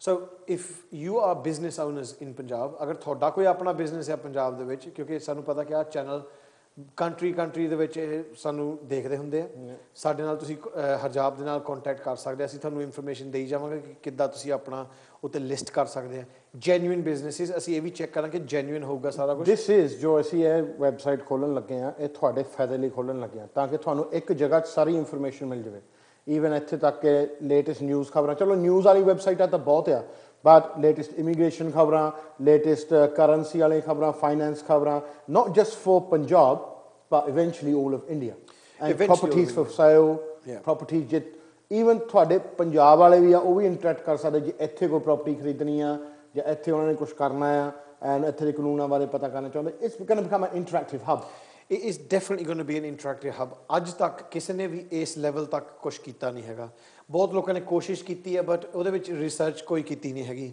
ਸਾਨੂੰ India ਦੇ ਵਿੱਚ ਆਉਂਦੇ ਜਾਂਦਿਆਂ ਨੂੰ 7 ਸਾਲ ਤੋਂ ਉੱਤੇ ਹੋ ਗਿਆ ਅਸੀਂ ਉੱਥੇ ਸਾਰਾ ਕੁਝ ਕਰਕੇ ਦੇਖ ਚੁੱਕੇ ਹਾਂ ਧੱਕੇ ਵੀ ਖਾਦੇ ਆ ਕੰਟੈਕਟਸ ਵੀ ਬਣਾਏ ਆ ਔਖੇ ਹੋ ਗਏ ਧੱਕੇ ਹੀ ਖਾਦੇ ਆ ਪਰ ਦੇਖੋ ਬਿਨਾਂ ਧੱਕੇ ਖਾਦੇ ਤੋਂ ਕੁਝ ਨਹੀਂ ਬਣਦਾ ਬਟ ਜਿਹੜਾ ਸਾਡਾ ਅਸੀਂ ਆਉਣੇ ਜਾਂਦੇ ਰਹੇ ਆ ਪੰਜਾਬ 'ਚ ਉਹਦੇ 'ਚ ਅਸੀਂ ਚਾਹੁੰਦੇ ਜੋ ਫਾਇਦਾ ਸਾਨੂੰ ਮਿਲਿਆ ਜੋ ਨੌਲੇਜ ਸਾਨੂੰ ਮਿਲੀ ਤਾਂ we can share it with the public ਜਦੋਂ ਅਸੀਂ ਇੰਡੀਆ ਦੇ ਵਿੱਚ ਇਹ ਆਉਣਾ ਜਾਣਾ ਸ਼ੁਰੂ ਕੀਤਾ ਸੀਗਾ ਸਾਡਾ ਮਕਸਦ ਇੱਕੋ ਹੀ ਸੀ ਕੰਮ ਤਾਂ ਸਾਡਾ ਇੱਥੇ ਵੀ ਠੀਕ ਠਾਕ ਆ ਬਟ ਇੱਕ ਰੱਬ ਦੀ ਮਿਹਰ ਹੀ ਆ ਇੱਕ ਚੀਜ਼ ਅਸੀਂ ਜ਼ਰੂਰ ਦੇਖੇ ਸੀ ਕਿ ਜੋ ਮੇਰੀ ਆਪਣੀ ਪੰਜਾਬੀ ਬੋਲਣੇ ਦੇ ਕੀ ਫਾਇਦੇ ਅਸੀਂ ਦੇ ਸਕਦੇ ਹਾਂ ਇੱਥੇ NRIਆਂ ਨੂੰ ਤੇ ਪਲੱਸ ਸਾਡੇ ਇੰਡੀਆ ਆਉਣ ਜਾਣ ਦੇ ਵਿੱਚ ਜੋ ਅਸੀਂ ਸਿੱਖਦੇ ਹਾਂ ਉਹ ਅਸੀਂ ਕਿੱਦਾਂ ਰੀਲੇ ਕਰ ਸਕਦੇ ਹਾਂ TV ਚੈਨਲ ਤਾਂ ਇੱਕ ਜ਼ਰੀਆ ਹੈ ਬਟ ਇਹ ਜੋ ਵੈਬਸਾਈਟਾਂ ਹੋ ਗਈਆਂ ਇਹਦਾ ਐਕਸੈਸ 24 ਘੰਟੇ ਤੁਹਾਨੂੰ ਹੋਊਗਾ ਅਗਰ ਤੁਸੀਂ ਕਿਸੇ ਤਰ੍ਹਾਂ ਦੀ ਵੀ ਸਰਵਿਸ ਜਾਂ ਕੋਈ ਇਨਫੋਰਮੇਸ਼ਨ ਉਹ ਤੋਂ ਜਾਣਨਾ ਚਾਹੁੰਦੇ ਅਸੀਂ ਉਹ ਵੀ ਐਡ ਕਰਾਂਗੇ ਹੌਲੀ ਹੌਲੀ ਅਸੀਂ ਇਹਨੂੰ ਵੱਖ-ਵੱਖ ਕੰਟਰੀਆਂ ਦੇ ਵਿੱਚ ਲਾਂਚ ਕਰਾਂਗੇ ਕੈਨੇਡਾ ਅਮਰੀਕਾ ਯੂਰਪ ਦੇ ਵਿੱਚ ਉਹ ਸਾਰੇ ਜਿੱਥੇ ਵੀ ਦੁਨੀਆ 'ਚ ਲੋਕੀ ਬੈਠੇ ਉਹ ਇੰਡੀਆ ਦਾ ਇਨਫੋਰਮੇਸ਼ਨ ਆਪਣੇ ਘਰ ਬੈਠੀ ਉੱਥੋਂ ਲੈ ਸਕਦੇ ਆ ਵੈਰੀ ਇੰਪੋਰਟੈਂਟ ਕਿਉਂਕਿ ਅੱਜ ਕੱਲ੍ਹ ਜ਼ਿਆਦਾ ਇੰਟਰਨੈਟ ਦਾ ਜ਼ਮਾਨਾ ਹੈ ਤੁਹਾਨੂੰ ਪਤਾ ਬੱਚੇ ਤਾਂ ਆਈਪੈਡ ਫੜਦੇ ਆ ਨਾ to use an iPhone an iPad and it's all about internet ਜੋ ਇੰਟਰਨੈਟ ਦੀ ਰੇਂਜ ਆ ਉਹ ਕਿਸੇ TV ਸਟੇਸ਼ਨ ਜਾਂ ਰੇਡੀਓ ਸਟੇਸ਼ਨ ਦੀ ਜਾਂ ਕਿਸੇ ਕਿਤਾਬ ਦੀ ਜਾਂ ਕੋਈ ਮੈਗਜ਼ੀਨ ਦਾ ਪ੍ਰੈਸ ਦੀ ਕੋਈ ਰੇਂਜ ਹੈ ਨਹੀਂ ਇੰਟਰਨੈਟ ਦੇ ਜ਼ਰੀਏ ਸਾਰੇ ਇੱਕ ਜਗ੍ਹਾ 'ਚ ਫਾਇਦਾ ਮਿਲ ਜਾਂਦਾ ਹੈ ਦੇਖੋ ਦੂਸਰੀ ਗੱਲ ਇਹ ਹੈ ਜਿਹੜੀ ਇੰਟਰੈਕਸ਼ਨ ਦੀ ਗੱਲ ਆਪਾਂ ਕੀਤੀ ਹੈ ਹੁਣ ਫਰਜ਼ ਕਰੋ ਤੁਸੀਂ ਇੰਡੀਆ ਆਪਣੇ ਕੋਈ ਮੈਡੀਕਲ ਇਲਾਜ ਵਾਸਤੇ ਜਾਣਾ ਹੈ ਇੰਡੀਆ ਜਾ ਕੇ ਤੁਸੀਂ ਜਗ੍ਹਾ ਲੱਭੋਗੇ ਫਿਰ ਤੁਸੀਂ ਅਰਦਾਸ ਕਰਨੀ ਪੈਣੀ ਹੈ ਕਿ ਇਹ ਬੰਦਾ ਚੰਗਾ ਹੋਵੇ ਕਿ ਡਾਕਟਰ ਨੂੰ ਕੁਝ ਪਤਾ ਵੀ ਆ ਜਾਂ ਤੁਹਾਨੂੰ ਇੰਡੀਆ ਜਾ ਕੇ ਹੋ ਸਕਦਾ ਕਿ ਉਸ ਵੇਲੇ ਪਤਾ ਲੱਗੇ ਹਾਂ ਵੀ ਇੱਥੇ ਤਾਂ ਸਾਨੂੰ 2 ਹਫ਼ਤੇ ਲੱਗ ਜਾਣੇ ਆ Well, you don't really know anything, yeah. You can only believe what someone tells you. That's right. So the point I'm trying to make ਕਿਸੇ ਲਈ ਵਧੀਆ ਹੁੰਦੀ ਕਿਸੇ ਲਈ ਨਹੀਂ Yeah, exactly. So the point I'm trying to make is that ਹੋ ਸਕਦਾ ਕਿ ਇੰਡੀਆ ਜਾ ਕੇ ਤੁਹਾਨੂੰ ਪਤਾ ਲੱਗੇ ਕਿ ਜਿੰਨਾ ਟਾਈਮ ਤੁਸੀਂ ਆਪਣਾ ਕੱਢ ਕੇ ਆਏ ਆ ਉਦੋਂ ਜ਼ਿਆਦਾ ਲੱਗਣਾ So you've wasted your time. You've wasted your time. So ਤੁਸੀਂ ਇੰਡੀਆ ਜਾਣ ਤੋਂ ਪਹਿਲਾਂ ਤੁਸੀਂ ਉਹ ਸਾਰਾ research everything. Yeah, exactly. ਜਿੱਦਾਂ ਹੁਣ ਅਸੀਂ ਹੌਲੀਡੇ ਜਾਈਦੇ ਰਾਈਟ ਤੂੰ ਮੈਂ ਜਾਣਦਾ ਜਾਂ ਅਸੀਂ ਮਾਇਆਮੀ ਜਾਈਦਾ ਜਾਂ ਅਸੀਂ ਕੈਨੇਡਾ ਜਾਈਦਾ ਜੋ ਅਸੀਂ ਪਿਛਲੇ ਸਾਲ ਕੈਨੇਡਾ ਗਏ ਸੀ ਐਂਡ ਵੇਗਸ ਗਏ ਸੀ ਅਸੀਂ ਇੱਥੋਂ ਬਹਿ ਕੇ ਸਾਰੇ ਵੈਬਸਾਈਟਾਂ ਤੇ ਜਿੱਦਾਂ ਟ੍ਰਿਪ ਐਡਵਾਈਜ਼ਰ ਵਗੈਰਾ ਦੇਖੇ ਸੀਗੇ ਕਿ ਐਂਡ ਐਕਸਪੀਡੀਆ ਤੇ ਕਿ ਕਿਹੜੇ ਹੋਟਲ ਵਧੀਆ ਸੀ ਕਿਹੜੇ ਰੂਟ ਰਹਿਣਾ ਕਿਹੜੇ ਕੁਛ ਨਹੀਂ ਸਭ ਕੁਝ ਇੱਥੇ ਬੈਠੇ we planned everything. That is exactly what this NRI But hub when is we go about. to India, we don't plan anything. ਅਸੀਂ ਇੱਕ ਚੀਜ਼ ਪਲਾਨ ਕਰੀਦੀ ਕਿ ਅਸੀਂ ਹਰਮੰਦਰ ਸਾਹਿਬ ਜਾਣਾ ਮੱਥਾ ਟੇਕਣਾ ਉਸ ਤੋਂ ਜ਼ਿਆਦਾ ਤਾਂ ਕੋਈ ਨਹੀਂ ਪਲਾਨ ਕਰੀਦੀ right but we don't know where we're going to go we don't know what shopping to do we just leave it all in the hands of our relatives but that's the most important thing ਕਿ ਇੱਥੇ ਬੈਠਿਆਂ ਤੁਹਾਨੂੰ ਉਹ ਚੀਜ਼ਾਂ ਦਾ ਪਤਾ ਲੱਗੂਗਾ ਜਿਹਦੇ ਬਾਰੇ ਤੁਸੀਂ ਸੋਚਿਆ ਨਹੀਂ ਸੀਗਾ ਜਿਹੜੇ ਸ਼ਹਿਰਾਂ ਬਾਰੇ ਤੁਸੀਂ ਕਦੇ ਸੋਚਿਆ ਨਹੀਂ ਜਾਣ ਨੂੰ ਉੱਥੇ ਤੁਹਾਨੂੰ ਪਤਾ ਲੱਗੂਗਾ ਉਹ ਸ਼ਹਿਰਾਂ 'ਚ ਕੀ ਚੀਜ਼ ਦੇਖਣ ਨੂੰ ਕੀ ਹੈਗਾ what are the tourist attractions of Punjab apart from the places that you already know about ਗੰਨੇ ਦਾ ਖੇਤ mate everyone ends up in there eventually ਚਲੋ ਅਸੀਂ thank you for the website details ਜੋ ਤੁਸੀਂ ਕੀਤਾ ਜਦੋਂ ਅਸੀਂ ਬ੍ਰੇਕ ਤੋਂ ਬਾਅਦ ਆਵਾਂਗੇ we're going to talk about physique elite and ਜੋ ਤੁਸੀਂ ਟ੍ਰੇਨਿੰਗ ਕਰਾ ਰਹੇ ਇੰਡੀਆ ਦੇ ਵਿੱਚ ਐਂਡ ਉਹ ਸਾਰੀ ਗੱਲਾਂ ਕਰਾਂਗੇ ਐਂਡ ਤੁਹਾਡੀਆਂ ਫੋਟੋਆਂ ਦਿਖਾਵਾਂਗੇ ਬੜੇ ਸਟਾਰਾਂ ਨਾਲ ਤੇ ਉਹ ਸਭ ਦੇਖਾਂਗੇ ਅਸੀਂ ਬ੍ਰੇਕ ਤੋਂ ਬਾਅਦ welcome to the show welcome to the programme ਜਿਸ ਤਰ੍ਹਾਂ ਤੁਹਾਨੂੰ ਪਤਾ ਹੈ ਗੱਲ ਹੈ ਸਾਡੀ ਹੋ ਰਹੀ ਜੈਕ ਚੀਮਾ ਬਾਰੇ ਪ੍ਰੋਪਰਟੀ ਵੀ ਕਵਰ ਕਰ ਲਿਆ ਅਸੀਂ ਇੰਟਰਨੈਟ ਵੀ ਕਵਰ ਕਰ ਲਿਆ ਸੀ ਵੈਬਸਾਈਟਾਂ ਹੁਣ ਅਸੀਂ ਜਾ ਰਹੇ ਹਾਂ ਤੁਹਾਡੇ ਥਰਡ ਪੈਸ਼ਨ ਨਾਲ ਜੋ ਕਿ ਰੀਸੈਂਟਲੀ ਤੁਹਾਨੂੰ ਪਿਆ it's been quite a while ਨਾ ਉਹ ਹੈਗਾ health and fitness and physical fitness ਜੋ ਹੈਗਾ ਇਹਨੂੰ ਤੁਸੀਂ ਇੰਡੀਆ ਵਿੱਚ ਕੰਮ ਚਲਾਉਣ ਲਈ ਕਾਮਯਾਬ ਕਰਨ ਲਈ ਇੰਡੀਆ ਵਿੱਚ ਅਵੇਅਰਨੈਸ ਕਰਨ ਲਈ ਤੁਸੀਂ ਬਹੁਤ ਕੁਝ ਕੀਤਾ ਹੈ ਤੁਸੀਂ ਬਹੁਤ ਕੁਝ ਕਰ ਰਹੇ ਹੋ ਉਹਦੇ ਬਾਰੇ ਕੁਝ ਦੱਸੋ ਸਾਨੂੰ ਜਿੱਦਾਂ ਕਿ ਤੁਹਾਨੂੰ ਪਤਾ ਕਿ ਆਪਾਂ ਧੱਕੇ ਖਾਣ ਦੀ ਗੱਲ ਕੀਤੀ ਸੀ ਪਹਿਲਾਂ ਗਲਤ ਬੰਦਿਆਂ ਦੇ ਨਾਲ ਕੰਮ ਕੀਤਾ ਸੀ ਹਾਂਜੀ ਤੇ ਉਹਦੇ ਵਿੱਚ ਮੈਨੂੰ ਸਿੱਖਿਆ ਬਹੁਤ ਮਿਲੀ ਹਾਂ ਕਿ ਜੋ ਮਾਪੇ ਤੁਹਾਨੂੰ ਦੱਸਦੇ ਹੁੰਦੇ ਉਹਨਾਂ ਦੀ ਗੱਲ ਸੁਣਨੀ ਚਾਹੀਦੀ ਹੈ ਹਾਂਜੀ ਤੇ ਜੋ ਤੁਹਾਡੇ ਕਦੇ ਭਰਾ ਤੁਹਾਨੂੰ ਗੱਲ ਕਰਦੇ ਆ ਐਲਡਰ ਬ੍ਰਦਰ ਕਹਿੰਦੇ ਹੁੰਦੇ ਉਹਨਾਂ ਦਾ ਕਹਿਣਾ ਮੰਨ ਲਿਆ ਕਰੋ ਬਿਲਕੁਲ ਪਰ ਫੇਰ ਵੀ ਜੋ ਰੱਬ ਕਰਦਾ ਵਧੀਆ ਹੀ ਕਰਦਾ ਉਹਦੇ ਥਰੂ ਜਿੱਦਾਂ ਮੈਨੂੰ ਜਿਨ੍ਹਾਂ ਨੇ ਰੈਕਗਨਾਈਜ਼ ਕਰਨਾ ਹੁੰਦਾ ਕਿ ਬੰਦੇ ਠੀਕ ਆ ਉਹ ਕਰ ਹੀ ਲੈਂਦੇ ਆ ਅਕਸਰ ਸੋ ਮੈਂ ਹੁਣ ਕੰਮ ਕਰ ਰਿਹਾ ਅਸੀਂ ਕੰਪਨੀ ਫਾਰਮ ਕੀਤੀ ਹੈ ਫਿਜ਼ੀਕ ਲੀਟ ਰਾਈਟ ਤੇ ਜੋ ਕਿ ਨਿਕ ਓਟਨ ਇੱਥੇ ਯੂਕੇ ਦੇ ਆ ਓਲੀ ਅਪਟਨ ਨੀਲ ਹਿਲ ਐਂਡ ਕ੍ਰਿਸ ਗੈਥਨ ਇਹਨਾਂ ਨੇ ਰਲ ਕੇ ਆਪਾਂ ਸਾਰਿਆਂ ਨੇ ਇੱਕ ਕੰਪਨੀ ਫਾਰਮ ਕੀਤੀ ਹੈ ਫਿਜ਼ੀਕਲੀ ਇੰਡੀਆ ਠੀਕ ਹੈ ਫਿਜ਼ੀਕ ਲੀਟ ਦੇ ਵਿੱਚ ਕੀ ਕਰੀਦਾ ਕਿ ਇਹਨੂੰ ਐਜੂਕੇਸ਼ਨ ਦੇਣ ਰਹੇ ਆ ਜੋ ਟ੍ਰੇਨਰਸ ਹੁੰਦੇ ਆ ਕਿ ਟ੍ਰੇਨਿੰਗ ਮੈਥਡਸ ਕ੍ਰਿਸ ਗੈਥਨ ਨੇ ਆਪਣੀ ਇੱਕ ਟ੍ਰੇਨਿੰਗ ਦੀ ਮੈਥਡ ਬਣਾਇਆ ਜਿਹਨੂੰ DTP ਕਹਿੰਦੇ ਆ ਬਹੁਤ ਫੇਮਸ ਹੈ Chris ਗੈਥਨ born from bodybuilding.com that's right yeah bodybuilding anybody who trains will know about DTP he's had over 50 million I train and I know about it he's had over 50 million views on his videos alone and that's a lot of views and he didn't buy them no he didn't buy them artists. Genuine views that's right. Neil Hill one of the most renowned training and he was also an athlete at one stage. He's had some of the best IFBB pros ready for the show. He's the man behind Flex Lewis, who won the Olympia, the 212s. Amazing physique. ਰਲ ਕੇ ਇਹ company India ਦੇ ਵਿੱਚ ਚਾਲੂ ਕੀਤੀ ਹੈ India ਦੇ ਵਿੱਚ ਸ਼ੁਰੂ ਤੋਂ ਪਹਿਲਾਂ ਕਲਾਇੰਟ ਆਪਣਾ ਪਹਿਲਾ ਸੀਗਾ ਰਿਤਿਕ ਰੋਸ਼ਨ ਜਿਹਨੂੰ ਕ੍ਰਿਸ ਬਾਰੇ ਪਤਾ ਲੱਗਾ ਉਹਨੇ ਕ੍ਰਿਸ ਦੀ ਬੁੱਕ ਪੜ੍ਹੀ ਸੀ ਵੀ some snaps as well ਸੀ ਦਿਖਾ ਸਕਦੇ ਨਾਲ ਦੀ ਨਾਲ ਅਗਰ ਪਿਕਚਰਸ ਦਿਖਾਈ ਜਾਓ ਤੇ ਉਹਨੇ ਕ੍ਰਿਸ ਦੀ ਬੁੱਕ ਪਹਿਲਾਂ ਪੜ੍ਹੀ ਸੀਗੀ ਤੇ ਉਹ ਬੁੱਕ ਤੋਂ ਉਹਨੂੰ ਪਤਾ ਲੱਗਾ ਕਿ what this education is all about then he wanted to get ready for his new movie which is Chris Free and ਉਦੋਂ ਫਿਰ ਉਹਨੂੰ ਪਤਾ ਲੱਗਾ ਕਿ you know this is the way that I have to get ready for this show ਦੇਖੋ ਹਰਿਤਿਕ ਰੋਸ਼ਨ ਸੀਗਾ before you started training him now this hasn't been photoshopped before anyone says it ਇਹ ਹਰਿਤਿਕ ਰੋਸ਼ਨ ਦੀ ਤੁਸੀਂ ਬਾਡੀ ਦੇਖੋ ਖੱਬੇ ਹੱਥ ਤੇ ਇਹ ਪਹਿਲਾਂ ਸੀ ਜਦੋਂ ਚੀਮਾ ਸਾਹਿਬ ਦੀ ਕੰਪਨੀ ਇਹਨੂੰ ਟ੍ਰੇਨ ਕਰਨ ਤੋਂ ਪਹਿਲਾਂ ਯਾਨੀ ਇਸ ਹਾਲਾਤ ਵਿੱਚ ਹਰਿਤਿਕ ਰੋਸ਼ਨ ਆਏ ਸੀ ਕਿ ਮੈਨੂੰ ਟ੍ਰੇਨ ਕਰੋ ਇਹਦੀ ਬੈਕ ਦੀ ਪ੍ਰੋਬਲਮ ਸੀਗੀ ਹੋਰ ਕਈ ਹੈਲਥ ਇਸ਼ੂਜ਼ ਸੀਗੇ ਇਹਨਾਂ ਨੂੰ ਤਾਂ ਸੋ ਸਾਨੂੰ ਤਾਂ ਅਸੀਂ ਜਦੋਂ ਫਿਲਮ ਦੇਖੀਦਾ ਲੱਗਦਾ ਹੀ ਨਹੀਂ we don't think that they can get arm problems right what you have to remember is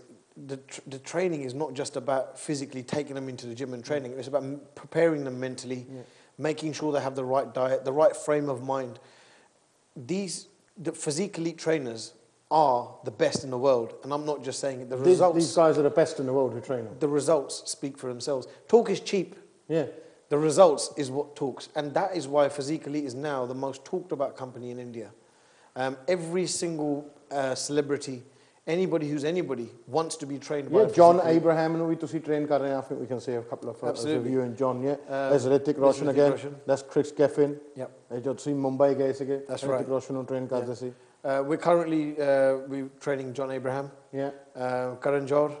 Karan Johar nu vi tusi train kar rahe Ranveer Singh good luck with that one mate he's doing very well apparently he's done very well he's done very well when we went out there to see the trainer of Karan Johar he was telling us he's made a lot of progress Billy fantastic trainer it's only recently Chris announced on the Physique Elite India Facebook page how much Karan is he's over the moon with Billy you know and not only ਕੱਲੇ stars are but ਉਹਨਾਂ ਦੇ parents ਵੀ ਆ like Ritik Roshan's mum Ritik Roshan's mum she looks amazing she does now she looks amazing she's done fantastic and ਉਹਨਾਂ ਦੀ ਤੁਸੀਂ female trainers ਲੈ ਕੇ ਗਏ ਆ ਬਿਲਕੁਲ Ritik Roshan ਦੀ sister Ritik Roshan ਦਾ daddy ਉਹਨੂੰ ਵੀ training ਹੈ ਉਹਨੂੰ ਵੀ ਬੱਚੀ Ranveer Singh there's a lot of actors that are actually currently being trained by Ranveer Singh that's right Jackie Bagnan we've just got Arya Babbar oh yeah okay Raj Babbar's son that's right ਹੁਣ ਪੰਜਾਬੀ ਜਿਹੜੇ ਕਈ actor ਕਈ ਚਾਹੁੰਦੇ ਆ training ਕਰਨ ਨੂੰ ਗੱਲਬਾਤ ਚੱਲ ਰਹੀ ਆ obviously ਜਿੰਨਾ ਚਿਰ ਸਾਈਨ ਨਹੀਂ ਹੁੰਦੇ ਉਹਨਾਂ ਚਿਰ ਅਸੀਂ ਡਿਸਕਲੋਜ਼ ਨਹੀਂ ਕਰ ਸਕਦੇ ਠੀਕ ਹੈ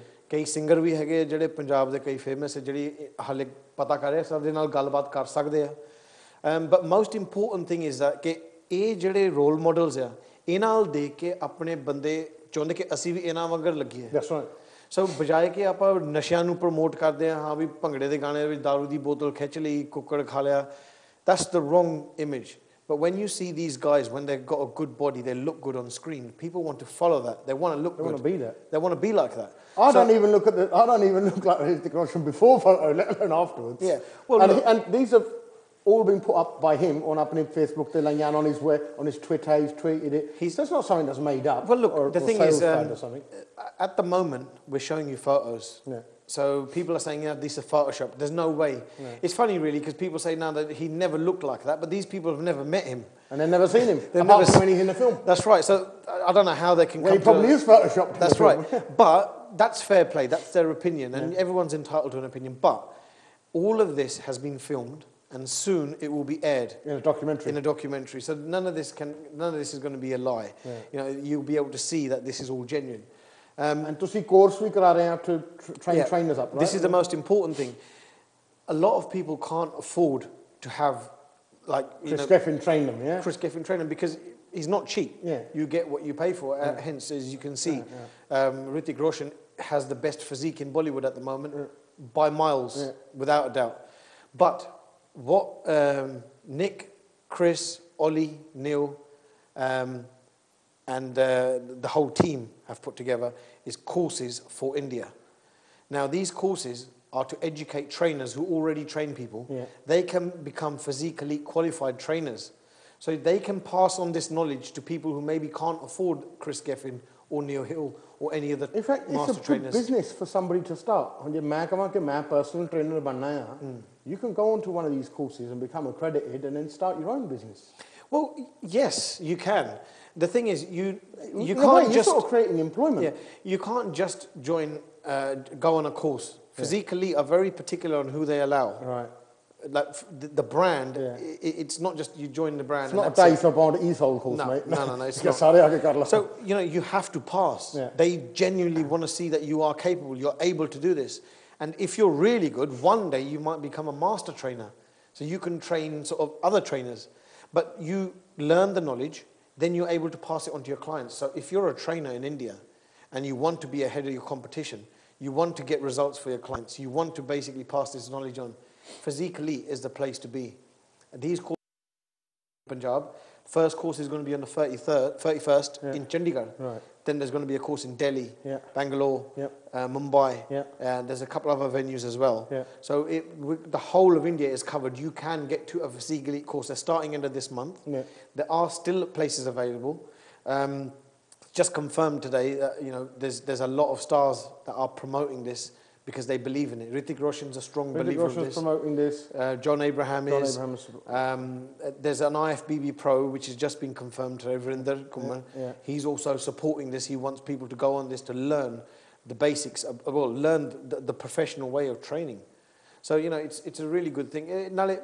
ਗੱਲ ਇਦਾਂ ਹੈ ਕਿ education is the way forward and these courses are providing the education. Training ਦੇਖੋ ਕਰਨੀ ਠੀਕ ਆ ਪਰ ਜੇ ਤੁਹਾਨੂੰ ਪਤਾ ਹੀ ਨਹੀਂ ਕਿ ਤੁਸੀਂ ਕਿੱਦਾਂ ਟ੍ਰੇਨਿੰਗ ਕਰਨੀ ਹੈ ਕੀ ਕਰ ਰਹੇ ਆ ਤੁਸੀਂ ਅੰਨੇ ਝੋਟੇ ਆਂਗਰ ਭਾਰ ਹੀ ਚੱਕੀ ਜਾਣਾ ਉਹ ਵੀ ਨੋ ਗੁੱਡ ਆ ਤੁਹਾਨੂੰ ਪਤਾ ਹੋਣਾ ਚਾਹੀਦਾ ਆਪਾਂ ਦੇਸੀ ਗੱਲ ਤੇ ਆ ਜਾਈਏ ਮੈਂ ਜਦੋਂ ਜਿਮ ਤੇ ਜਾਂਦਾ ਹੁੰਦਾ ਮੈਨੂੰ ਕਈ ਬੰਦੇ ਟੱਕਰਦੇ ਹੁੰਦੇ ਆਪਣੇ ਪੰਜਾਬੀ ਤਾਂ ਕਹਿੰਦੇ ਨੇ ਭਾਜੀ ਯਾਰ ਢਿੱਡ ਨਹੀਂ ਅੰਦਰ ਜਾਂਦਾ ਮੈਂ ਰੋਜ਼ ਜਿਮ ਤੇ ਆਉਣਾ ਮੈਨੂੰ 2 ਸਾਲ ਹੋ ਗਏ ਹੁੰਦੇ ਨੂੰ ਢਿੱਡ ਨਹੀਂ ਅੰਦਰ ਜਾਂਦਾ ਮੈਂ ਕਿਹਾ ਅੱਛਾ me I don't go road I go once a year as you can tell but ਜਦੋਂ ਫਿਰ ਤੁਸੀਂ ਉਹਨਾਂ ਨਾਲ ਗੱਲਬਾਤ ਕਰਦੇ ਆ ਉਹਨਾਂ ਦੀ ਲਾਈਫ ਸਟਾਈਲ ਜਿੱਦਾਂ ਦੀ ਹੁੰਦੀ ਹੈ ਉਹ ਕੀ ਖਾਂਦੇ ਕੀ ਪੀਂਦੇ ਕੱਲਾ ਜਿਮ ਤੇ ਆ ਕੇ ਜ਼ੋਰ ਨਾਲ ਲਾਉਣ ਨਾਲ ਤੁਹਾਡਾ ਸਰੀਰ ਨੂੰ ਫਰਕ ਨਹੀਂ ਪੈਣਾ you know this is not just to look good it's to make sure that you don't get any illnesses diabetes being obese blood pressure you know you'll live longer if you eat healthy look good feel good you'll live longer you'll perform better at work I'm very passionate about this that's why you know I'm involved with this but it's made a difference because